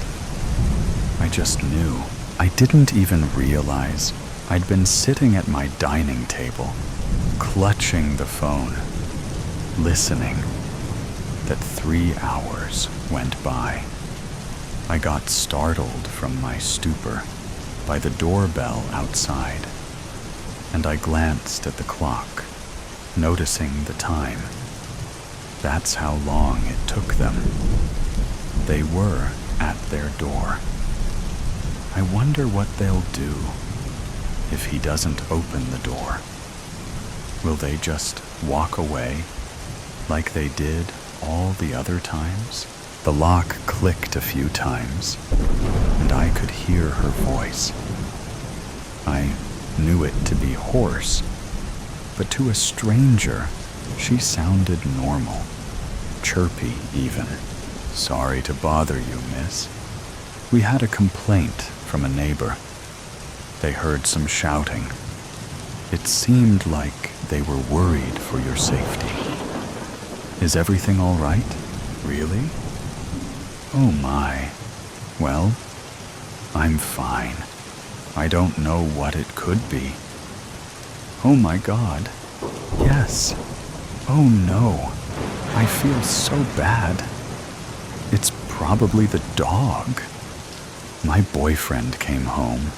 He was away for a few days, and Loki got a little too excited. He's been jumping all over the place. So the dog was making the noise? Yes. Oh my God. Yes. I just remembered He knocked over this vase right when Danny came home. Right, babe? Danny. I've never heard his name before. Doesn't suit him. He looked more like a Brad or Kyle. Hello? I thought it was the takeout. What's happening? I heard him ask the officer. We're just here to make sure everyone is all right here. There were some noise complaints. Oh my God, again? Some people really don't have a life of their own, do they? They all chuckled. The cop, Danny, the girl that was sobbing all afternoon, all laughing at me. Well, I can see there's no problem here. Just try to keep the noise down at night. And don't let us spoil your afternoon. Have a good one, guys. She lied. What hurt the most was the familiarity of it. I remember lying, too. It seemed that, to the world, my lies were more believable than the truth. She was reminding me, I'm not the only one. They seemed to be more quiet after that. He left and came back late. She only went out briefly to walk the dog. The next day, I woke up with the intense urge to go to the park. I needed to see the pond. I dreamt of the water, the peaceful green vastness. My ducks. Do they remember me? I bet they would like anybody who brings seeds and lettuce, not just bread. I had to go to them. Gathering my things, I went to leave, locking up my door. She just got out too, at the same time. Our eyes locked. She looked swiftly away, but not soon enough. I saw the bruise covered by a thick layer of foundation. It was so ridiculously obvious, it made me think, did people really not see? Or did the covering up signal to them, it's okay, I want you to not care. I want you to not ask me about it. Look away. I couldn't look away, because I now knew. I was sure that cop knew too. Hello? Oh, hi, she answered reluctantly. Off for a walk? Yes. Sorry, by the way. Loki barks at night, I know. I can't get him to be quiet. He notices the pigeons sleeping on the ledges of windows and goes bonkers. Yes, we can talk about the dog, but we can't talk about the man. I'm going to the pond. I feed the ducks sometimes. Would you like to come with me? Oh, that's so sweet. But no, sadly, as I said, Loki only sees birds as snacks. She looked like a girl when she smiled. I see. I could come to tea later. If you're not busy, I'd be delighted. I remembered I had no tea at home. So instead of the pond, I went to the store to get some. The ducks can wait. I made them no promises. I sat around anxiously, waiting for her. Will we be honest? Will she even show? The doorbell rang. We sat, sipping my new rose and hibiscus tea. She chatted about looking for work. She had a degree in economics, a very male-dominated field. She didn't have any girlfriends. She was isolated. So much so, I gathered, that the loneliness made her befriend her strange, middle-aged neighbor who called the police on her all the time. So, your boyfriend works then? I pried. No, actually. He didn't go to school, so he has some savings from a previous job. We decided to live off of those while I look for a good job. We're thinking maybe when we have a family, I could then stay home and he would go back to work. That way, we both have some free time. You expect to have free time when you have a baby? I blurted. I shouldn't rock the boat. There was another, more pressing matter I wanted her to hear from me. I guess you're right. I hadn't thought of it that way. Well, however it ends up being, we're both unemployed for now. Why isn't he looking for a job then? Same as you. I told you. He wants to have some free time while he can, to find himself. He did work his butt off for 4 years, you know.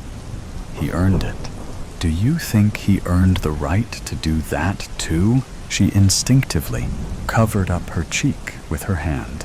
You see it? Anyone with a pair of eyes can see it. He's not always like that, you know. He's actually really loving. And funny. He hits you. She paused. Yes. You know you need to leave him. I can't. He pays the rent. You'll find a job. You don't need him. I can't. I held her hand in mine. She jolted at my touch, yanking her hand away, with tears in her eyes, looking almost scared. I'm sorry. I don't mean to upset you. She just stared at me with a strange expression. I know I shouldn't be saying things like that.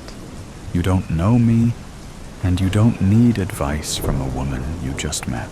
Why are your hands so cold? It's so warm in here. My hands? I was perplexed by her question. That's what she's focusing on now? The temperature of my hands?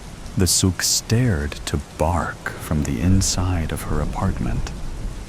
She sighed. I should go. I think I even left the window open.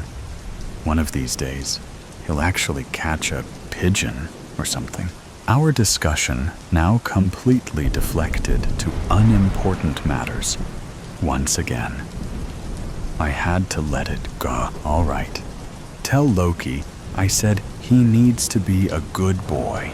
I will. The boyfriend must have come home, and the dog got out of their apartment. Before he could catch him, he ran inside my own as she went to leave. Loki, come back. They both went after him. Loki made a straight line for the door of my bedroom, barking insistently and pawing at the doorknob. They almost dragged him away when he made the final jump, opened it, and nosed his way in. He barked and barked and barked. I felt like it lasted for hours. I just kept watching the two, standing at the wide open double door, not turning to me, not calming down the dog. They just stood and stared. I walked slowly closer, with each step being more certain of what I'll find. Peace overcame me. Relief. Joy. I cackled. Full chest, lungs, and heart cackle. It was real. It was. It happened. I did it. They jolted at the sudden noise, finally turning to me. What did you do? She stuttered. The two blackened, withered figures could be seen on the once pristine bed. The one on the right wore my favorite outfit, my green dress, and my mother's dragonfly brooch. Loki, no doubt, found his kindred, too, by the closet. I did what I had to do. Finally, for a time, I got to be free. Tears escaped her eyes. "I'm so glad I got to meet you in the end," I told her. "I took my bag. I prepared earlier this morning. Take care." I smiled. "I think I'll go to the pond now." Yes, I'd like that. So today's story has come to an end. Or perhaps it never really ended. There are mysteries still there, questions still unanswered, and sometimes things that seem to only exist in stories can creep into reality in unexpected ways. Are you sure that when you turn off the sound, everything around you will still be normal as before? Or is there something watching you? Either way, always remember that these are just stories, or at least we want to believe that they are. If you like moments of suspense, tension, and breathlessness, don't forget to follow me so you don't miss the next stories. And next time, when you come back, make sure you are ready, because what awaits you may be even scarier than you thought. See you again if you still have the courage to continue listening.